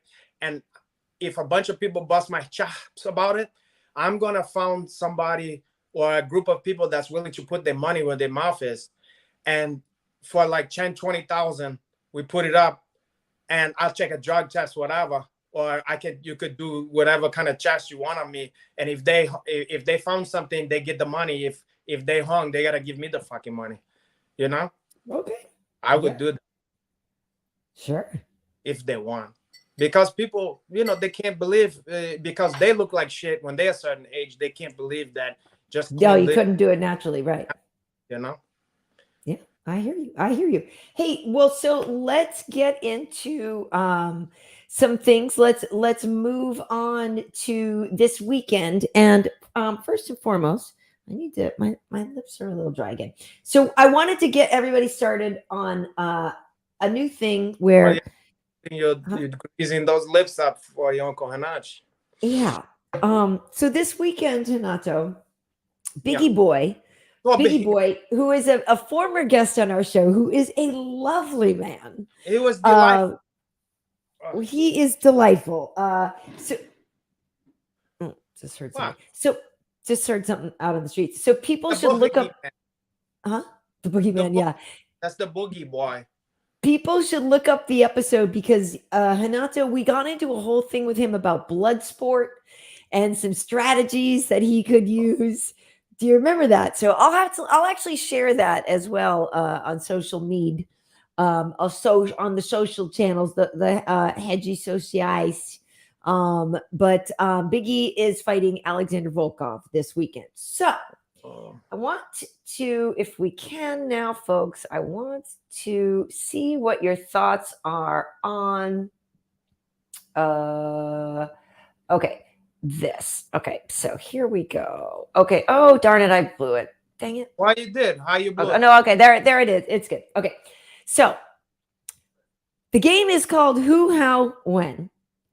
And we need to know who's going to win, how they're going to do it, and when they're going to get it done. So we obviously can get some predictions here in the comments, but what I was thinking, Renato, is I can post this on the Fistivities Instagram. Okay. And then if people go over under the post and leave their predictions of who's going to win, how they're going to do it, and when they're going to get it done, whoever gets closest to it, we could give a prize. That's not a bad idea, Karyn. Provided by you, I'm sure. Yeah, I would come up with something. Or so one of the things I was going to say the prize could be, what we have mentioned before, is that person gets to be on the show with us for 5 minutes. How about a certain winner gets to stay, do a sleepover party with none other than your Uncle Hanach? Do you think a sleepover? You think that in these times, with this political climate and social climate, the climate is nice over here. It's warm. We don't have to talk politics. I'm just gonna do intercourse. I got dog. I find doggy. Let's hold off on that, but we can think of a prize that we could give. We can come up with something for prizes. That wouldn't be. I could come up with something for prizes, but I think it would be fun for us to start this as a competition and see. And so if I post it over on the Fistivities IG, and people can, if they're not already following that account over on IG, they should start to follow that account. I'll post that up over there. If people give us predictions and who gets closest, we can do prizes or something. Sounds good to me, Porha. And I think everybody loves free prizes.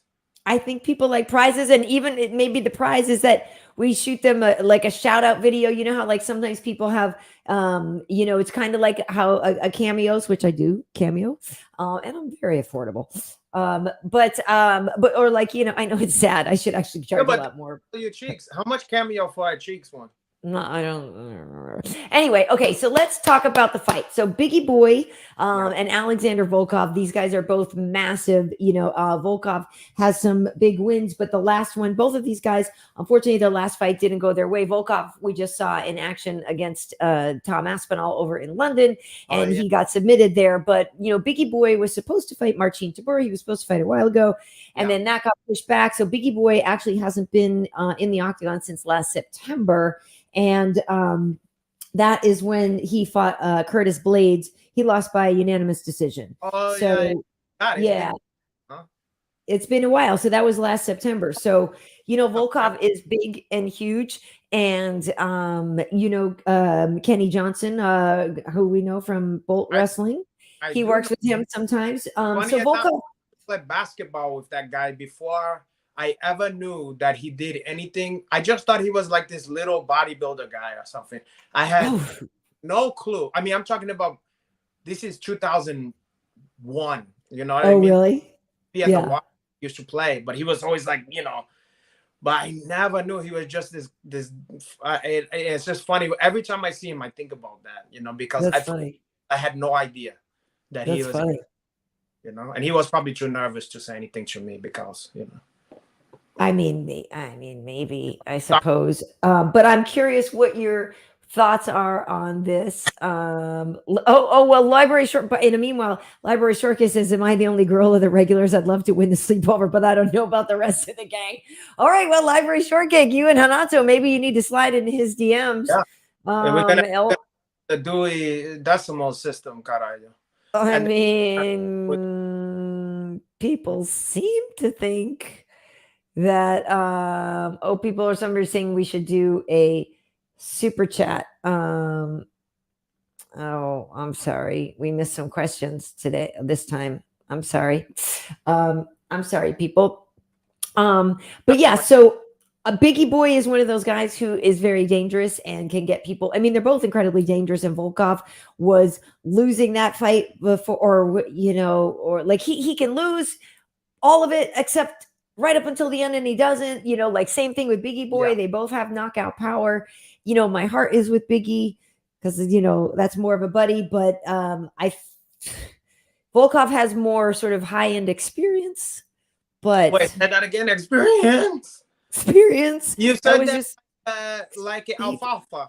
I know, experience. That's high-end experience. He does, but I don't know, man.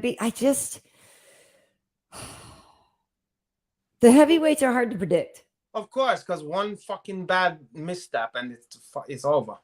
I like it because both guys well, I think of the two of them, if the goings get tough, Volkov might try to take down quicker than Biggie Boy would, because he's kind of added some of those tools, probably more. But you probably would you give knockout power to Biggie Boy? Probably. Like one punch status? Well, I mean, yes, because of what he did to Overeem. Yeah. But Volkov can level people too. Volkov is huge. Yeah, but it seemed like he would like accumulate you to death. He wouldn't just one fucking one punch. I mean, kick, yeah. Right. This time Biggie should have the speed advantage. Yeah, he better. Just because Volkov, he's just so big and long. I just, it's like it's like a Klitschko. You know what I mean? Volkov looked like James Cromwell, like a young James Cromwell. Yeah, totally. He does. He does. Okay, yeah. So that's the thing. So we will put this up. We will ask people to give their predictions. Oh, darn it! I did it again. I gotta hide this to be able to see the whole thing. So yes, who's gonna win?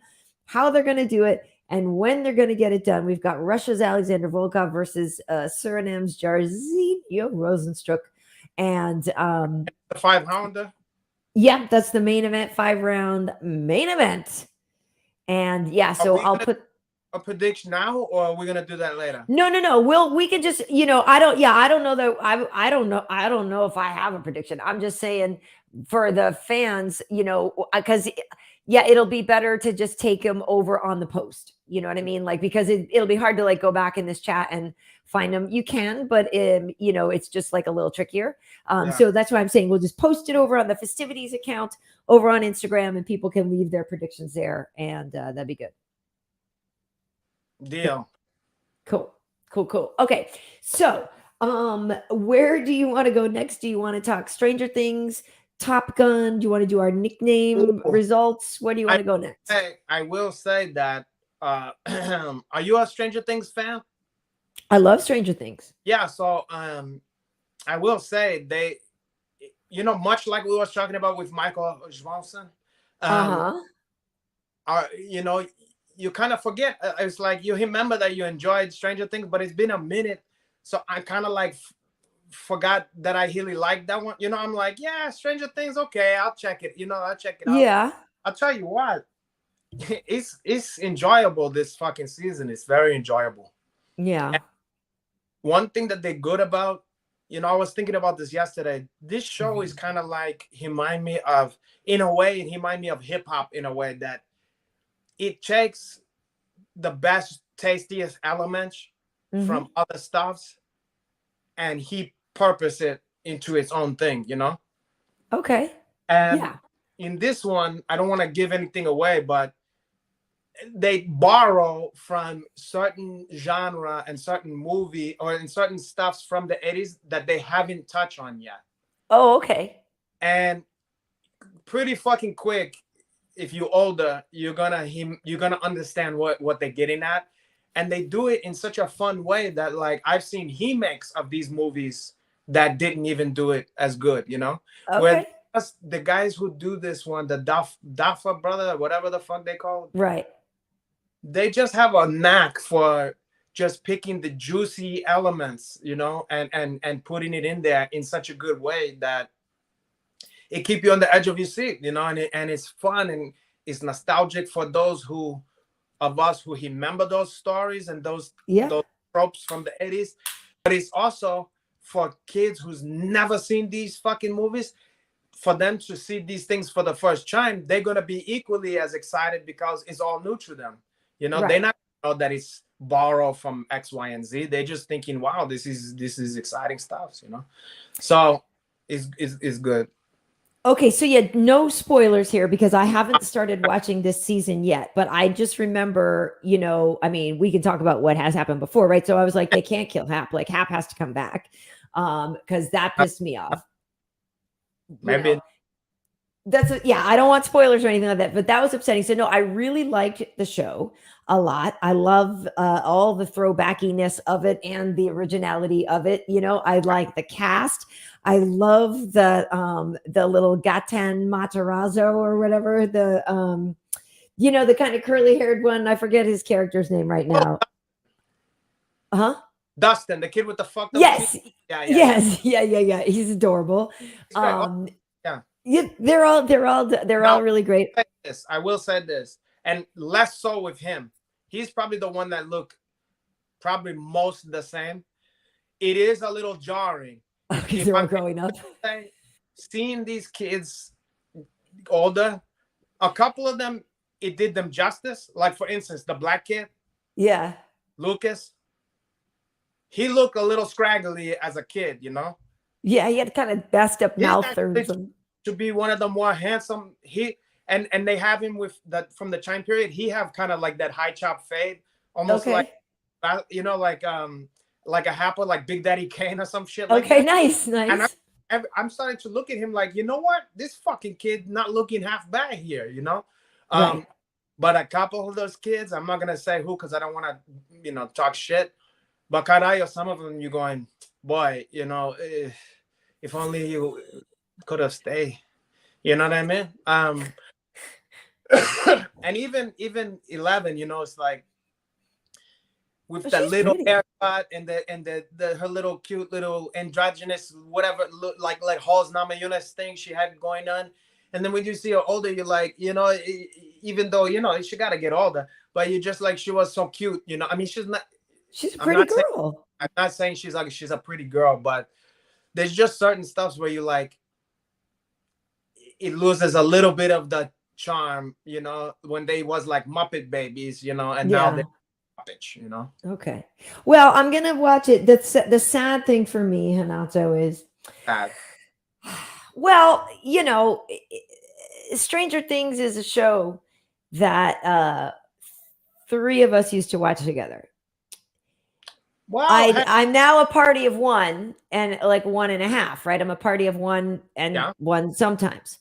And so I was speaking to the kid the other day about it, and it was like, hey kid, you know, Stranger Things is coming back. Are we gonna watch it? And she was like, well, I don't know, because he asked me to watch it with him too. And it's like, well, okay. And then she said, well, I think I'm just gonna watch it alone anyway, because you know, she's a teenager, like it's her age group, and now she's at the age where, you know, certain cool shows come out, and of course she doesn't want to sit around and watch it with her parents. She wants to watch it with her friends. You know what I mean? That I used to love watching with my dad. You know. Well, we do watch some shows together. I'm just saying, unfortunately for me, in this case, it does seem now that Stranger Things is going to be a show that I now have to just watch by myself. Hey, I watch that shit by myself I know, but that's different. But you know what? Let me tell you something. I got an idea. If she didn't already started, why don't you just do like trade off? You know, like she watch, you know, 2 over there and 2 over there. You know. It's just a television show, Hannah. Well, I'm not the one who made a federal case out of the fucking thing. Okay, so don't give me. I'm just saying. You was just I am belly aching about it, but it's not like, oh, I'm not working out a GD schedule. I'm already got a schedule to see my own GD kid. I'm not GD kid, but you know what I'm saying. I have a GD schedule to see the kid. Now I got to get a schedule to watch a stupid show. Smart. Going for the GD. Trying to not say. Hey, so anyway, so I have not watched it yet, started it yet, but I will, and I'm excited to, because I'm looking forward to it. It's very good. Now, having said that, the same stuffs that I'm not interested in from the first few seasons is in there, which is sometimes there's some silly stuff that's a little too silly for my taste. You know? Sure. But that's always been since day one, you know? And it's a little on the nose, like sometimes it's a cartoonish version of what happened in the 80s. It's like, it's almost like, I'm like, yeah, it wasn't, they're trying to make it in retrospect. It looked like someone's idea of, like a young person's idea of the 80s or something, like, you know what I'm saying? Okay, right. But still, it's still, that's being nitpicky, you know what I'm saying? Like on the whole, it's just thoroughly enjoyable to watch that one. Nice.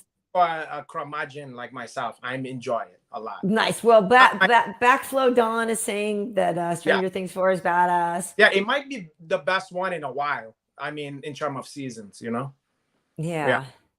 I'm not, I don't want to ruin nothing. So, but let's put it to you this way.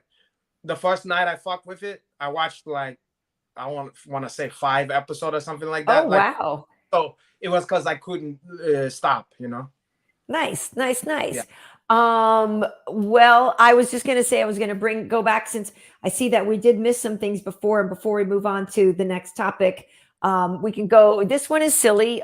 Tim, thank you for the donation, but obviously Michael Johnson, I prefer to Hanacha's. I don't want to have anything to see, do, or be anywhere near Hanacha's. So, I beg. Listen, I was gonna say that's a hard pass, but that's a soft pass, I'm sure. So that's it depends. Right now, soft, but it can be very hard and very difficult. It's a long and bumpy hold. No, I'm kidding. Now, you should get that looked at. Mike Johnson is very. Okay. He's a legend. It is legendary. Well, it's Library Shortcake. I had missed this before, saying they were still mad about Tough Black Zillions versus AT&T. They thought it was fixed. Unfortunately, I didn't get to ask Michael if he thought it was rigged, but he did kind of comment to us that, you know, at least the rivalry part was not nearly as bad as we, you know, had built it up to be. But that's television. That's why we build it up. It's to make good TV. Yes, the Ultimate Warrior. It's the fucking Iron Sheik versus fucking Hulk Hogan. Yeah. This was slow DK. I think Oh, maybe I didn't. I thought I showed Michael that one. But yeah, he does always take the super tough opponents. He never did fight anybody. He don't He shy. didn't. No, he didn't shy away from things. He's a scrapper. Okay, so I think I got Again, him all then. he never Yeah, loses a fight because he's being boring. You know what I mean? right. He's winning Exactly. the fight, he's getting after it. You know. That's the whole thing. Exactly. So okay, so this person is saying season 4 is great as well. People are saying the soundtrack is killer. Do you like the soundtrack to Stranger Things? The music's always been good though. The music is that's part of the appeal. So that's nothing new in that departure. You know. Right. Okay. So Renato, speaking of some new things, so Top Gun Maverick came out this weekend. Yeah. Have you seen it yet? No, because I'm not gonna go to a fucking theater when I have Covino. You know what I mean? That wouldn't be too nice of me. That if would not. if it was one of those situations where it came on, even though of course it's gonna be better in the theater, if it came on TV, I would have watched it here. You know. Gotcha. But this is what I think you should see it in a theater. I most likely gonna see that one on the theater. But I bet you by the time I get in there, the people gonna ruin a lot of the stuffs anyway. You know, there's probably gonna be some twist and turn that people's gonna ruin for me. You know.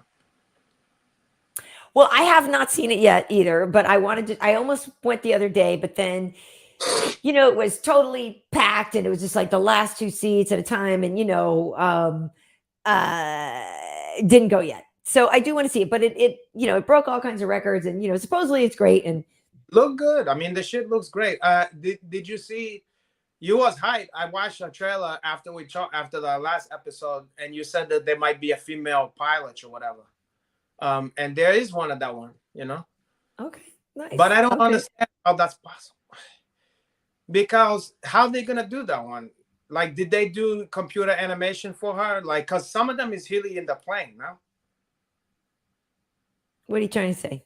Well, if she's in there, they actually had the actress in the heel plane, kind of using the joint, whatever. I mean, I think yes. She would be like this, like trying to press like, who are you?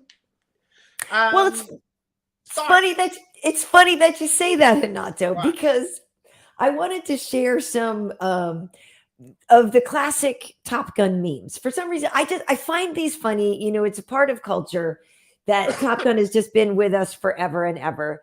And there were just a few of these memes that I found very funny, and I thought we would just share them just for a laugh. But what you just said actually factors into one of these things. But anyway, okay. So this one is pretty classic. Did you know the actor who played Wilson in Castaway was also in the beach volleyball scene? That's like a dad joke. Oh, boy. Right. Okay. You picking the most PG-13 or PG? No, I'm not. But this one I find funny. So wait, okay. So this one is funny to me, and so some of these are gonna be okay. But I will say this next one is probably my favorite, Renato.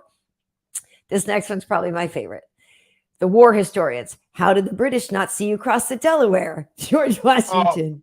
Because I was inverted. Okay, I legit belly laughed at this for like 5 minutes today. I do like that, and I could see the inverted that becoming a trope now. You know what I mean? Like anything because I was inverted. You know what I'm saying? Like, I mean, it's from the old one, but it's this. No, to me, I know. I'm saying I could see this what you call pattern or whatever, this meme thing becoming a one that you could use with a lot of situations. Agreed. And because you're almost like that alien one, that guy on the History Channel who's like, you know what I'm saying? Oh yeah, yes. Where they use it, you can use it for all kinds of stuff. Yes. I think that this could be one that catch on for. Well, this to me is an A+ meme because not only is this like the setup and the payoff is funny because it references the movie so well. To me, the old George Washington painting face on the real picture with the glass, like this to me is layers of funny. I find this one so satisfying. It's Hobach. Oh, boy. Because he's just Oh, boy. because it's George Washington. Oh, sweet G. I don't know. That just made me laugh. That one really made me laugh. Okay, next one. Top Gun. Your road to adventure starts here. Yeah, that's your whole to adventure right there. Oh, I remember? love the homoeroticism throughout the first one. It was classic. There's so much. Yeah. When you fucking see that scene with the song that's with it, with the volleyball one. Yeah. Hanging with the ball. Yeah, and there's so much stuff. I mean, they're getting up in each other's faces and doing all this stuff. High-fiving and slapping ass. Yeah, and one where he's like, chomping at the bit and all that kind of stuff, and they sweaty man. Boy, the women loved the Val Kilmer. I remember that was pretty much when Val Kilmer became like a sex symbol. You know, when women were, oh God, he was peaking. He definitely was peaking. We were just talking about. I was talking about that today with the girls I play tennis with. We were all like, "Man, Val back in the day could get it." I remember when Willow came out too. That was like the first time he got his own fucking like big movie, you know, and the women was going bonkers over this. Right. Okay, next one. I think I have about 9 of these. Top. Oh, boy. Be Still My Heart.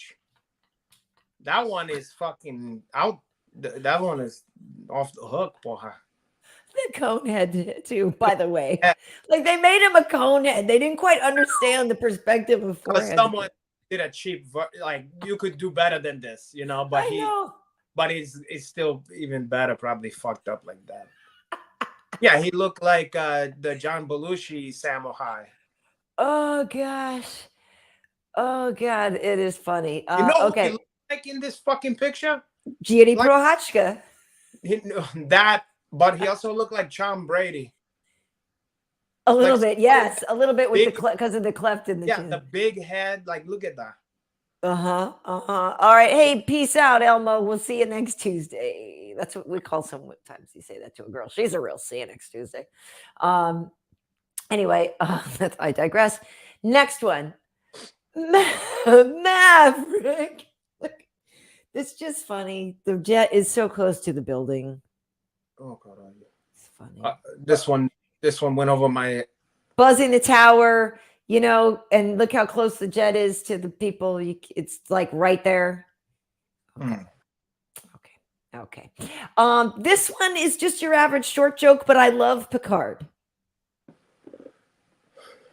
Top Gun was so unrealistic. Everyone knows Tom Cruise can't reach the clutch on a motorcycle. Now, I actually think it's just a cheap short joke, which I don't usually go in for. But like I said, I love Patrick Stewart, and I'm a huge Star Trek fan. So I do love you, Patrick Stewart.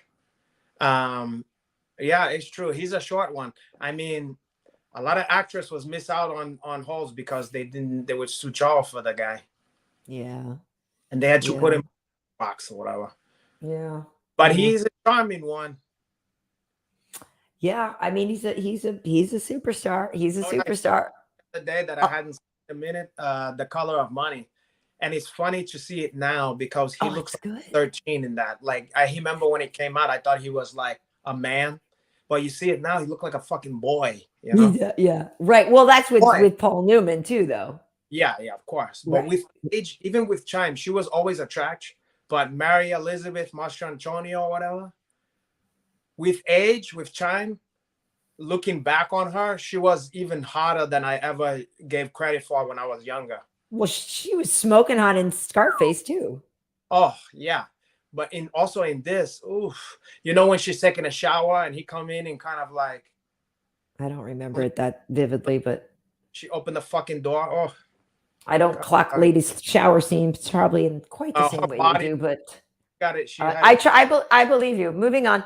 This is the one that reminded me of what you were just saying about the female pilot. This one made me laugh. You're my eyes, Goose. Talk to me, Goose. And he's got the what the 1 sec. It's funny. The poor female pilot. God,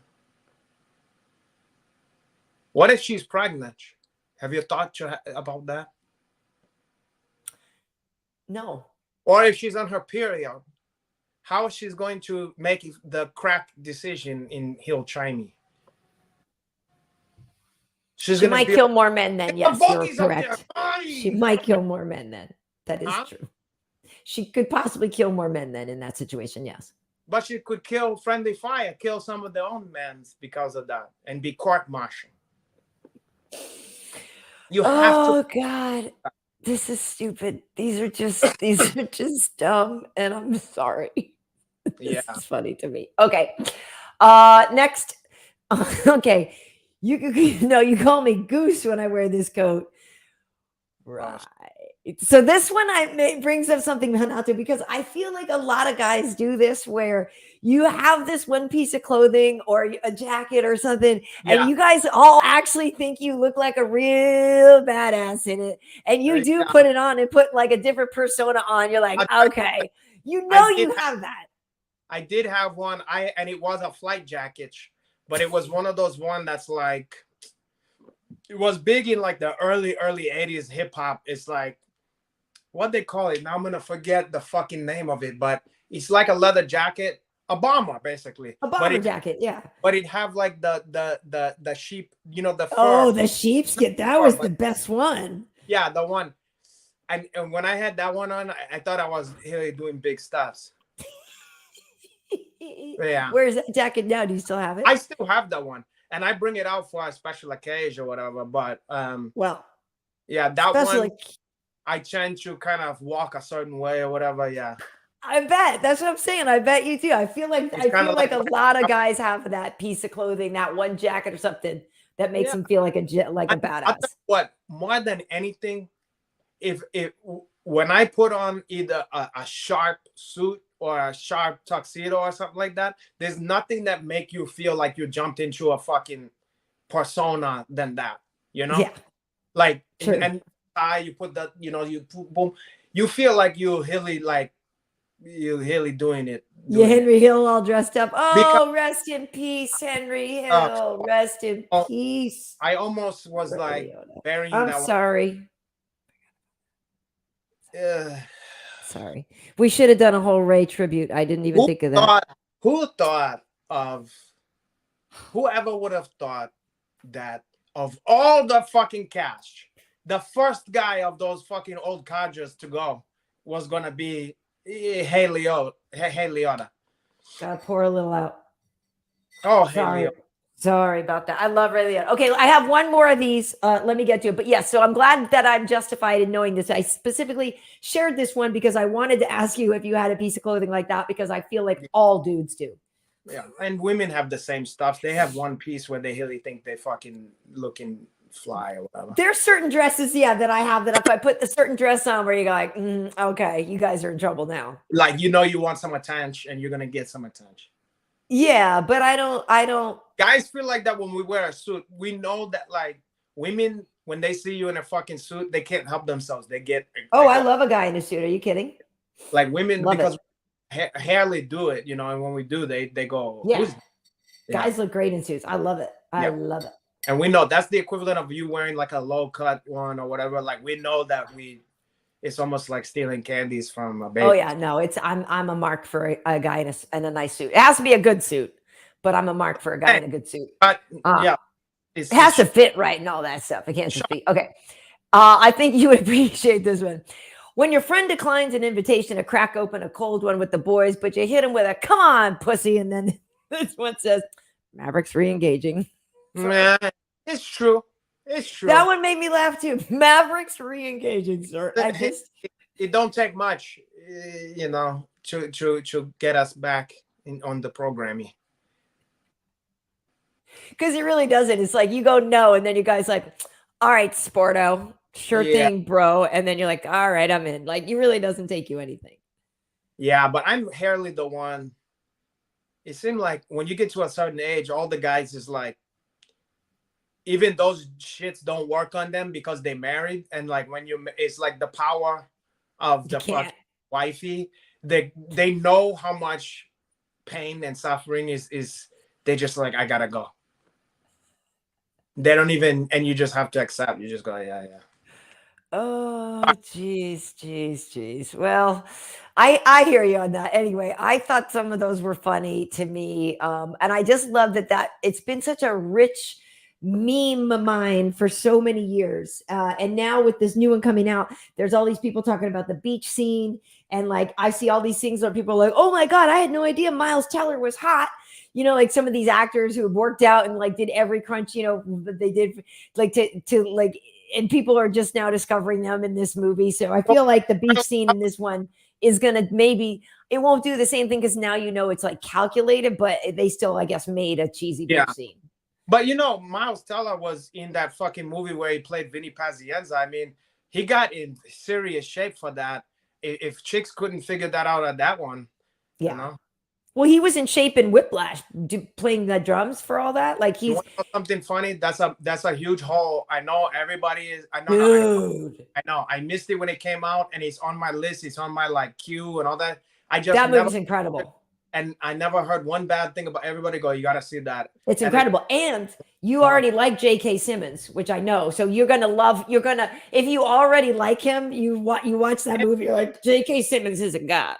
I thought she was the fucking Harry Potter and also the Fantastic Beast. That's not the same person. Oh. Well, then that's J.K. Rowling. Oh, well, different. J.K. Simmons used to be in Oz. He was Schillinger. He will always be Schillinger to me from Oz.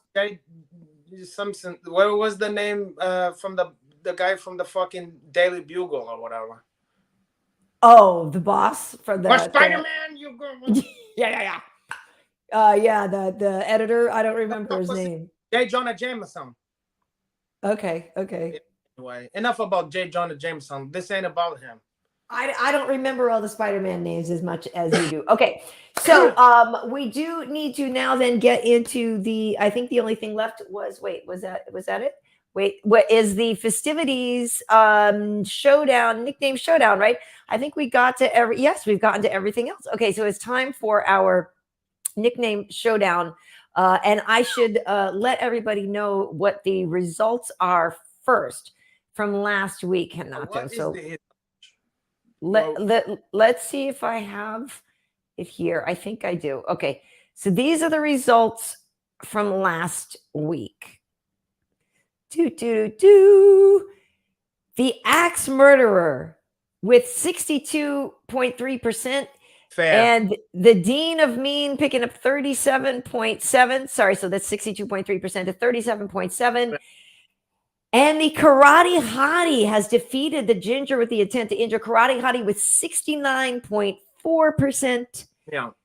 Ginger picking up 30.6. So moving on will now be the Axe Murderer and Karate Hottie. So I will say that I feel that these results was predictable. The only thing I will say about I will give honorable mention to the Ginger with the intent to injure. Mm-hmm. Now, going head to head in a sport where most of the guys is men watching this one. Yes. He was able to squeeze 39% with no name recognition, no major promotion behind him, and also being a Ginger that looked kind of like a smaller, skinnier version of Ed Herman. Okay. Yes. He was able to squeeze out 39% against arguably the hottest, sexiest woman in the whole fucking stuff. And she is beloved, yeah. Who is beloved, who also have a great nickname anyway, and he's a great fighter and all this stuff. So, boy, coming out with a 39% for like a no-name guy like that is almost like it's almost a win, It's unbelievable that he was even in the conversation, It's a strong showing for sure. I agree with you. So here's now where I do as well. Here's where we stand now. So first round winners so far are Sexy Yama, who defeated Caramel Thunder, Touchy Feely, who defeated Violent Bob Ross. Then we also have Little Evil going up against Thug Rose. Little Evil defeated Hot Chocolate. That one surprised me. Thug Rose took out Ruthless. And so now moving on, the Axe Murderer and Karate Hottie. So this week we need to debate Korean Zombie versus Bruce Leroy and Natural Born Killer versus Filthy. Okay. So What? I don't know where you stand, Renato, but Okay. Korean Zombie versus Bruce Leroy, Natural Born Killer versus Filthy. Where I stand on Korean Zombie versus Bruce Leroy is it's a situation not unlike what we had last week, where you have the axe murderer versus who was he against again? He was up against the Dean of Mean, Mm. Keith Jardine. It was so Maybe a good. matchup. There was one where it was like it was unfair. It was like there Oh was well, yeah, you hated Sexyama versus versus Caramel that's Thunder. You didn't even like that. similar situation because this is two great nicknames, especially if you are familiar with The Last Dragon. You know, Yeah. but I can't, in good conscience, as much as I love the character of Bruce Leroy and all that, I can't, in good conscience, bet against or go against the Korean Zombie this early because it's one of the all-time nicknames. I mean, the Korean Zombie. This it's one of those ones that's so delicious. It's true. Now it's commonplace to hear the Korean Zombie, but when you first heard it, it was two great tastes that go great together. Like two things you didn't put together. It was just a delicious flavor, like not just a zombie, a Korean zombie. You know, like I had never considered a Korean zombie before, and so it would be like the Korean werewolf. It just be more exciting than a fucking regular werewolf. You A know, regular one, right? like oh God, that's the Korean werewolf. Well, porra. You'd be intrigued. You go, It adds an extra layer of mystery and intrigue. yeah. By itself, you know, but together. So it's such a delicious nickname, and it will continue to be. And so I'm gonna have to go with that. It got my vote, even though it's going against my beloved Bruce Leroy. Yeah, why I love Bruce Leroy is because it's so fitting and it's so appropriate for him, and he just embodies it, and he is that. It speaks so perfectly to who he is as a fighter, Alex Caceres. Yeah. But I agree. The fact is, and partly it isn't due to the idea that Americans in general are ignorant about other cultures and don't really like learning about other cultures, so really don't want to know Korean Zombie's real name. So it's just easier to call him Korean Zombie, but it also at the same time is incredibly fun to say. We love saying it. The Korean Zombie it sound very fun. It sounds like something that is too over the top to be a heel, a nickname in a legitimate organization. You know what I mean? It sounds like something from the WWF or something like the right. It's the Korean Zombie, and then so it's so fun. It's like, oh, you're gonna see the zombie. You're gonna see Korean Zombie. Oh God, you know, Yeah. this is such a fucking great nickname. I mean, it's one of the Mount. To me, it's one of the Mount Rushmore. You know, the question is, to me, it's not the question. It's so strong. The question is, can anyone stand up to that one? We shall see. Well, I think so. You know, I just was noticing, you know, you're a little off center. I didn't know if you were trying to show off the plants in the tree and the light. I'm not more. sure of the plant or nothing. Okay. Okay. Yeah, because it was just you were a little off center there. So yeah. So I so both of us, it seems, are leaning or not seems leaning Korean Zombie. Here's the thing. Filthy is also incredibly fun to say. Filthy. It's just filthy. It's just a fun word. And filthy Tom Law. Filthy. It fit who he was.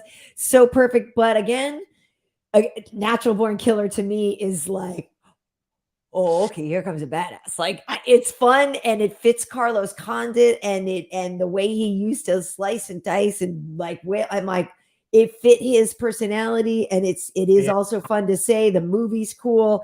I like everything about that one. Yeah, it's a tough one too because I just really like Filthy Tom Law. I love Filthy. I love that nickname. It's so good. Who was it who used to be called El Dirte? That was also That's Andrew Sanchez. No. This is a guy before. This is a guy. Oh, but he is El Dirty. He is. But is he El Dirte? Yes, with an E. El Dirte. Yeah. Because, well, he took that from somebody because there was a guy in the earlier days of the UFC that had that nickname too. Oh yeah. And it was Canadian. Do anybody in the fucking comments remember this guy? I can't remember which fucking guy it was, but who you just said is not the original Eldar. Oh, well, so Palooza doesn't like Natural Born Killer. They're picking Filthy. They said since it's a ripoff. Well, hip hop of who? Who was the other? Well, I mean, I guess they just mean from the movie. I mean, I guess. Well, no. Tim is saying they like Bruce Leroy though, because zombie's generic and obvious. No, but not Korean zombie. If he was just the zombie, it would be boring. The Korean zombie, porra.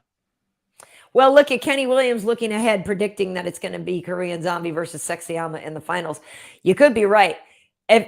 Listen, all I'm going to say is whatever is up against Sexyama is going to be a hard one for me because that is one of my all-time favorite nicknames. Yeah. So whatever's up against Sexyama next is going to be. So, well, there's this Matt Garcia can't remember who you're talking about. They can't remember. But there is an L Dirty say. Hey, Andrew, say it again. He remember that there was a guy, or he just don't even remember that happened? I don't know. I'm not sure. What was that name? Chris Sanchez, this person is saying, but I don't know if that's correct. Because Andrew Sanchez, like I said, is the one who uses it now. Andrew Sanchez is more new school. This guy was like, from the days like pre UFC 100. You know what I mean? It's like, yeah, I'm not remembering. Sorry. I want to say he was from Canada, and it was a guy that's like his name was not no Sanchez. It didn't. Part of it was funny to me was he didn't deserve what. I'm sorry. You can move your camera back now. I understand why. Whatever. Fuck it. I'm not gonna keep moving and doing and whatever. Okay, I'm sorry. But he's Canadian. Fuck it, huh? He's Canadian. I don't remember that guy. I do. I'm sorry. Joe, this one's, I don't remember. I'm not sure. Say again? Yeah, that's it. Joe Durskin? Yeah, boy, you don't remember, huh? Yeah. Joe, it's Dirksen. Joe, you pronounce it Dirksen. Dirksen? I don't remember him. I don't remember him. Oh, Dirch. Well, okay, so basically, I'll put this out for everybody, but yeah, this is going to be, whoops, that's the next bracket. So yeah, so we'll put it out. It's Zombie versus Leroy and Natural Born Killer versus Filthy. And then we will be on to the semis. Hey, I gotta get another one of these. I'm like starting to feel dehydrated. Yeah, no, go ahead, because I was going to say we can start to wrap it up soon, too. Okay, but 2 seconds. Yes, go ahead. So I will leave this up here for people. So yeah, there's, this bracket is, something that we like to get your votes on. And ultimately, I'm not sure what we'll do for the winner. I mean, but we'll just have to, we'll have the whole bracket showdown. It's exciting stuff. Hey, so I should take this time to let you guys know that we have actually 38 of these shows. This is episode 38. So that means that there are 37 other ones that you can find, and you can find us on festivities.com. It's an easy place to go to just find everything, or you can look at my YouTube channel. And we used to actually do the festivities show and then have an after party, right? Like festivities would be the part where we had a fighter interview, and then we would have the after party. But now we don't do that. It's all just one big show. But so anyway, if you go to festivities.com or over on YouTube, you'll see festivities, Tuesday Night Fistivities, and you'll see the Tuesday Night Fistivities after party, which was always kind of more pop culture and all that kind of stuff. Anyway, but now we've merged it into one show. Yeah. Joe Darkson is fucking hauling over in his gravy.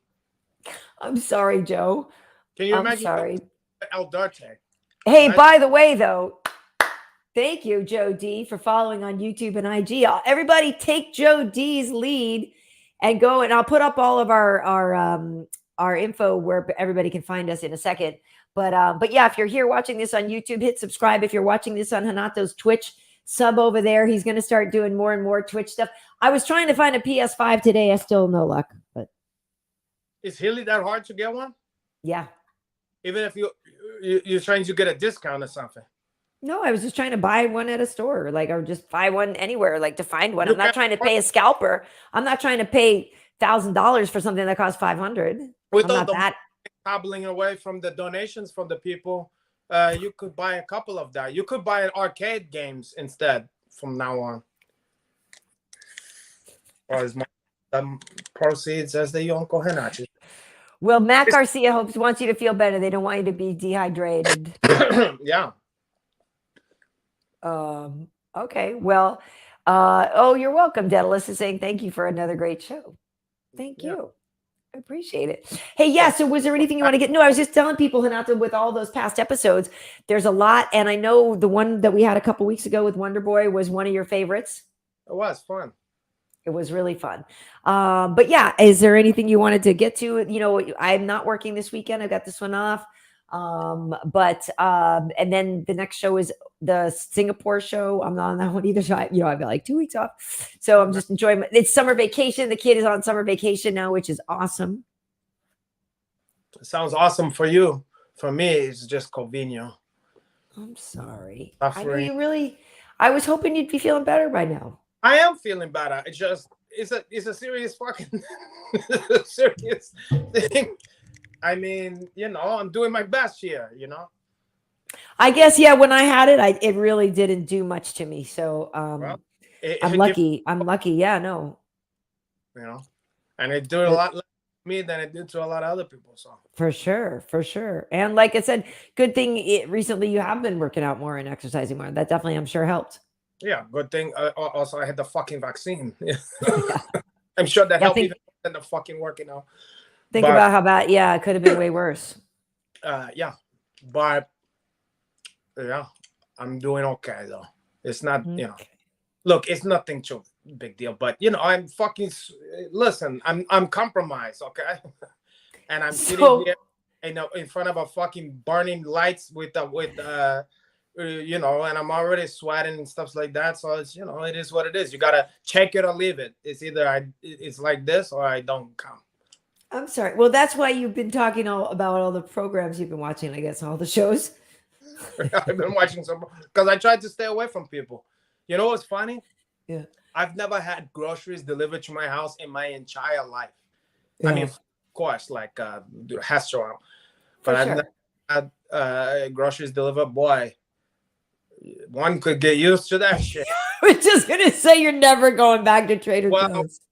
Yeah, I mean, there's a couple stuff I don't like about it because you gotta wait for a long ass time. Like they give you these windows and shit. Yeah. So that's a pain in the ass. But what if like sometimes the thing you want isn't there, so they either substitute it, right? Or I got pretty fucking lucky that they pretty much had whatever the fuck I wanted. Oh, that's good. But the one thing that I didn't like, because I try not to be a pig and to waste a lot, some of the stuffs they put in a whole fucking shopping bag stapled together, and it was like a one thing of Hikola cough drop. Oh, yeah. Shopping bag. And I'm like, ooh, that's one thing that I was like, oof. Like I get really triggered by that too, like wasteful packaging and stuff like that. It hurts me. Yeah, it made me feel like a scumbag if I'm just wasting, because there's like a mound of fucking bags in the kitchen, and I'm like, well, I try my best. But well, balance that out though. You didn't want to get people sick, like you said. True, but that's the stuff. It's been hard to just stay the fuck, inside, which obviously some assholes didn't do when I got it, because other fucking people will be out there. I'm realizing too, I just assume sometimes you see people sneezing in the store or something next to you, and you think this fucking person, it has to be allergies, because they wouldn't be doing this. And then you just have to dismiss, like, yeah, there's no way, this piece of shit.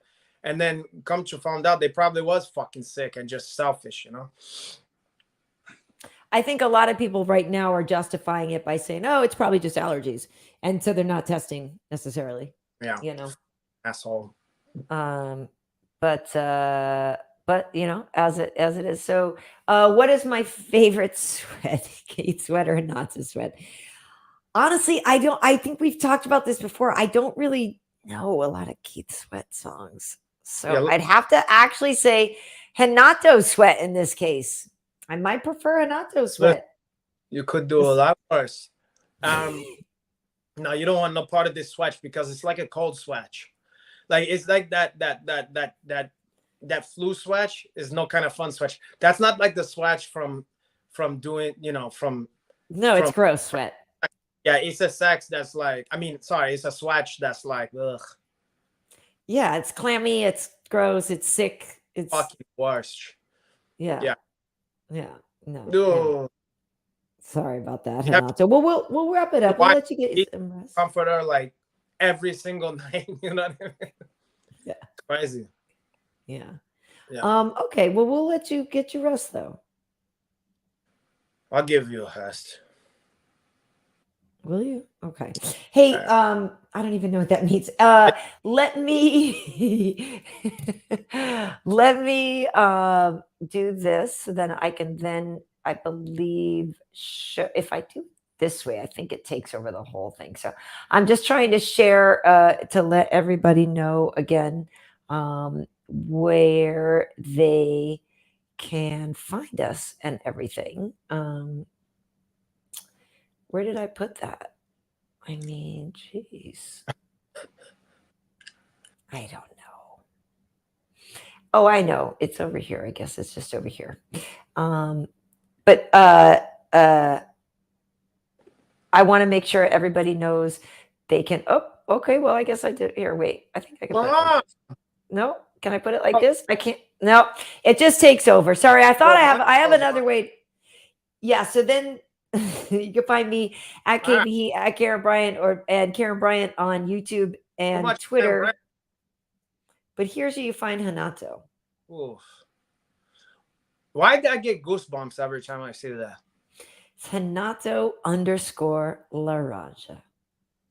Yeah. Does anybody else get the chills when they see that? No, it's just you have the chills. That's just you right now. I know that. Thank you for the shirts. They said that it's a great. I'm fucking it up though with the swatch. Oh, the shirt, yeah, it's terrible. Caralho, yeah, I can't help it. Yeah, it's a Colt 45 shirt. It is good. Yeah, that's the one from the end of Fast Time at Ridgemont High. That's because. Yeah. Where is the all right Hamilton? You know when he throw the car. Yes, of course. I love that movie. Such a great movie. Such a great movie. Awesome. Well, I'm so glad, Joe D, saying thanks for the new find. I'll be following Great Chemistry YouTube. Thank you so much. I'm really glad that you're finding us. And, somebody was saying the other day, Renato, they were like, I don't even watch all the other MMA shows anymore. And that's the thing. Like, I 100% recognize there are so many different shows out there. There's a lot of content for people who want stuff. So we definitely are a little bit different. Our stuff, is perhaps maybe not as serious as some people like to take themselves. You know what I mean? Better than everybody. So you have your height to follow us instead of that ones. And it only count if you follow us and unfollow the other ones. You can't. If you're with us, you're with us, porra. You're not like none of the other ones. Yeah. Yeah. All right. Well, anyway, I really do appreciate folks, you guys joining us. And Renato, we hope you feel better. I'll say goodbye and then I'll. But it's light years from where I was last week. Like, okay, I was struggling last week. Yeah, you couldn't tell. Like when I watched it back, I couldn't. I was like, wow. I thought I felt worse than it came up. But it was all like, now I'm not on anything. Before I had to just stuff myself with every fucking cold medicine you could think, just to be able to just be there, not in sheer misery. Now I don't, but a cough drop, Yeah. So that's a big deal. No body ache, no nothing. Just maybe too much swatch. But also, it's also a function. I've been over drinking the water to flush myself. To flush. I'm gonna watch a lot, and this hang light that you guys love so much, because you always want to complain. Mine doesn't put any heat off. I don't understand how yours does. Mine puts off no heat.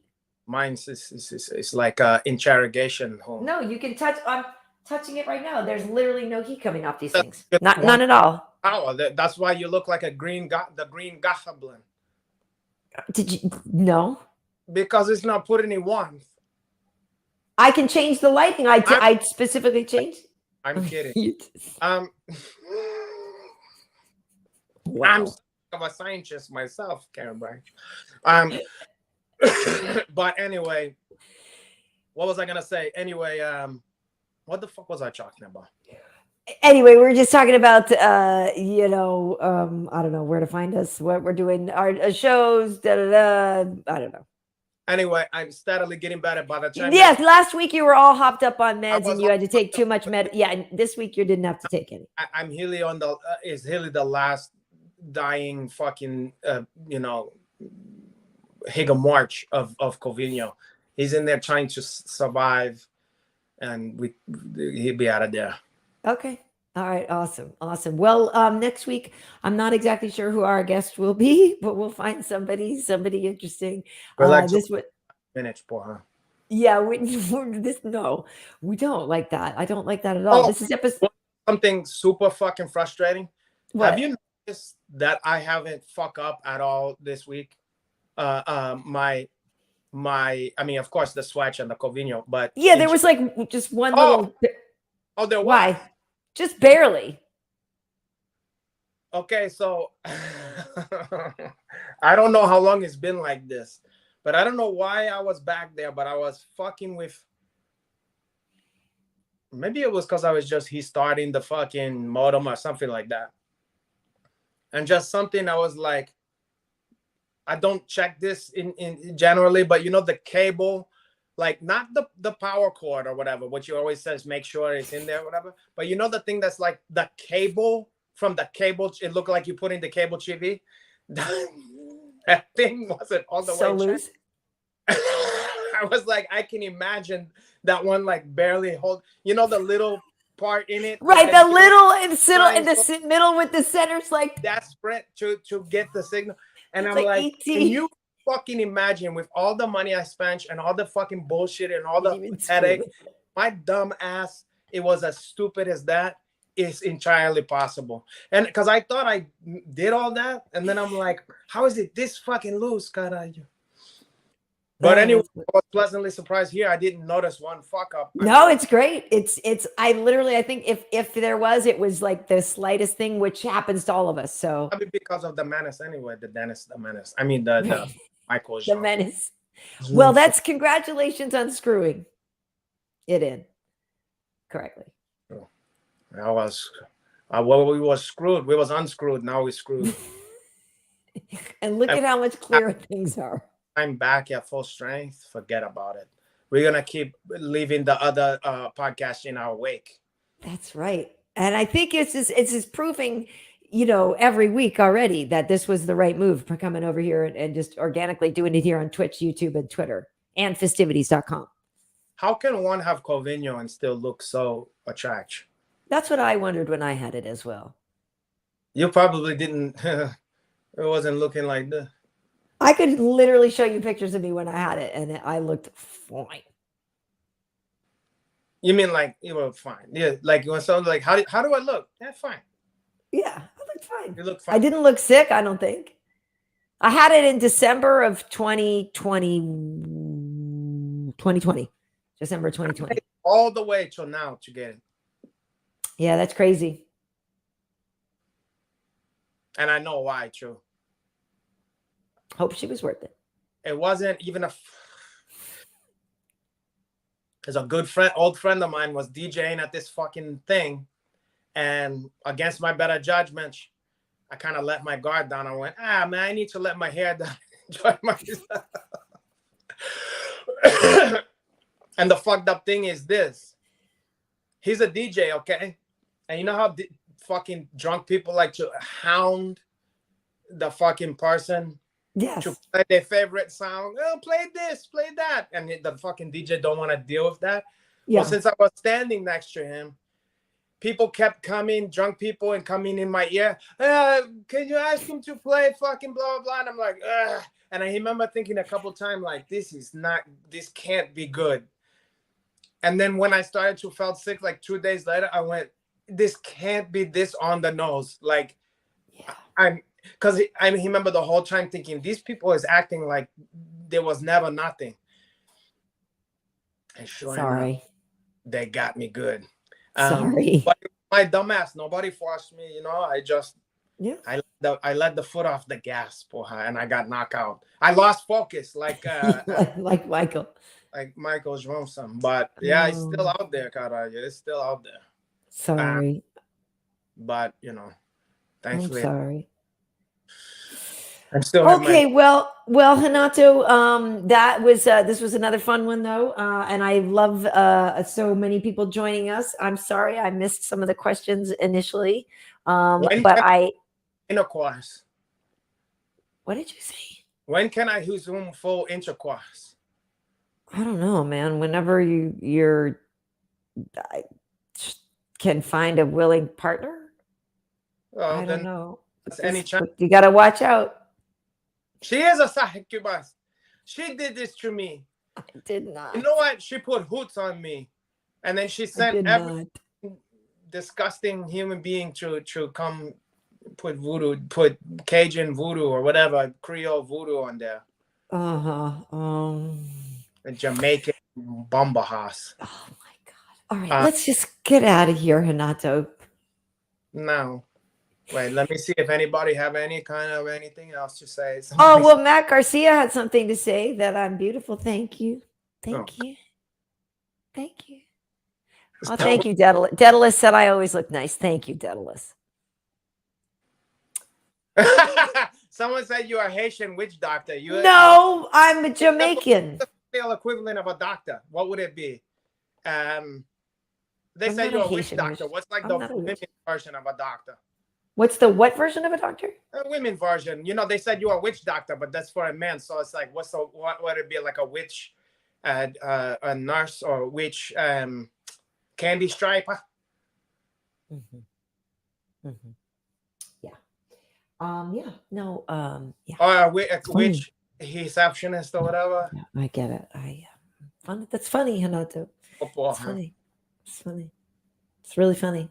I know you love playing doctor, and yet. But that's how I get sick, huh? But usually other stuff's from there. Yeah, but I'm used to those ones. I'm immune. You know how you get inoculated from it when you get it? That's why I can't get none of that one. Herpes, chlamydia, crabby, langostino, gallimard. We're going to wrap this up now, Renato. Okay. That's the problem. I didn't have it up. You didn't wrap it up, and there it goes. But I'm immune. That stuff's bounce off to me. It's like that. It's and blue. Whatever you say to me goes bounce off, and then fuck you. It sounds like you have a stew of sickness. But I'm gonna be better from now on. Okay. This experience have made me to be a better man. Good. I'm not gonna do what I was doing before. Okay, good. Good. You're gonna change your ways. Well, listen, folks, thank you. Yeah, Franklin Thompson is really appreciating your Spicoli shirt. So all right, Hamilton. It is good. It is good. Give me some tasty waves. Yeah. Yeah, exactly. I love it. Spicoli, so good. I say, he goes, he's like, hey, bud, let's party. Hey, bud, let's party. Hey, bud. Well, I figure, Mr. Hand, that if you're here and I'm here, isn't that our time? Yeah. What's wrong with little on our time? Yeah, exactly. Like, dude, come on. And then he plays him. Mr. Hand plays him. He goes, get a good one. He remember he shared the pizza. He's like, yeah, that's right. That's right. You ever notice that the guy says it's a double sausage with whatever, and like when they show the pizza, it's just a fucking cheese. There's always cheesy. Yeah. Yeah. But boy, it still looks good though. Yeah. Yeah. I love the relationship with Jefferson's little brother. When they it's fucking Jefferson's car. Yeah. And he's like, but it's got an awesome set of tools. He can fix this. Yeah, he's a TV repair man. No, he can fix this. I like when they're talking about the new Playboy. He's like, "Did you see the new Playboy?" And he's like, "Bo Derek's Chiz or whatever." You remember? And then the black Jefferson brother, he goes, "I like sex." Totally. That's one of my well, favorite Lizzie, after when they set him up and it's the Billy Squire song and he's just like knocking fools out on the field. It's so great. It's so great. And that's Forrest Whitaker. I know that was his first haul. Yeah. Yeah, it's great. It's great. Yeah. My brother's gonna kill us. My brother's gonna shit. What's he gonna do, bro? He's first he's gonna shit or then he's gonna kill us. First he's gonna shit. Then he's gonna kill us. And they used to change that one when it came on TV. What was it? First he's gonna something, then he's gonna kill her. Spit or something, and then he's gonna kill us. Yeah. Some dumb shit like that. Stupid. Yeah, please. I mean, that movie. I've seen that movie gajillion times. The Runaway. Spicoli and fucking your boy Mike Damone. I mean, it's a toss. Damone was on just heat the whole fucking movie. Dude. With his whole carpet bombing and all this stuff, and you know. Your mama's all right. Your daddy's all right. He's all right. Yes. Where were you 2 weeks ago? Yeah. No, I don't have any Blue Oyster Cult. Where were you? I ate 34 pair or whatever. Totally. And the kid have a Led Zeppelin shirt on there. What about how much did we? Damone. Yeah, he goes Jefferson and the little Earth, Wind and Fire. Jefferson and the brother. Is that your little brother? Good looking kid. What's a good looking kid? Yeah. What a fucking.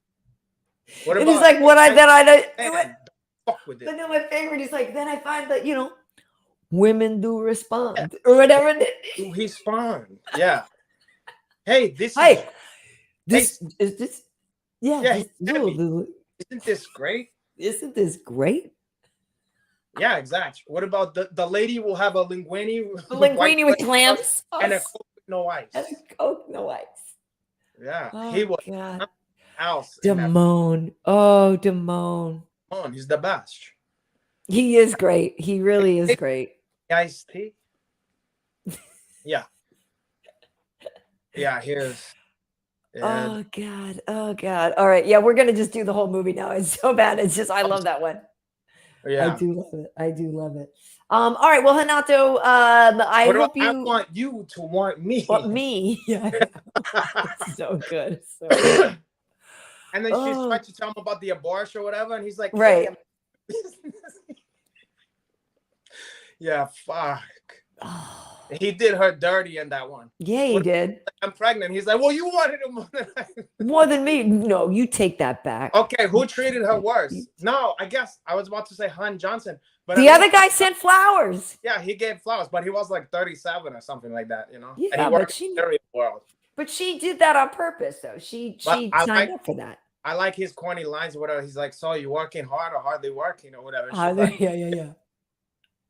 You want to go to the point? Yeah, we can go to the point. Well, all right. That looked like a depressing situation there too. Trying to lose it in the dugout, and they play the same Jackson Brown song every time. It's gonna be somebody's baby. Yeah. Every time I hear that song, it just sounds like a sad somebody losing their virginity. Where it says like Surf Nazi, Led Zeppelin lives or whatever. Yeah, that's tough. Such a good movie, though. Such a good movie. Yeah, I'm the Han Johnson of my community for her. Where I'm like working hard or hardly working for her. Yeah, I still. What are we gonna do? We're gonna have little stereo babies. We're gonna stereo shop. What's her name? Oh God. Yeah, you love you some Phoebe Cates. What was her name? Phoebe Cates. Oh, Phoebe Cates. Everybody loves Phoebe Cates. She was it. She was something else back then. Everybody loved her.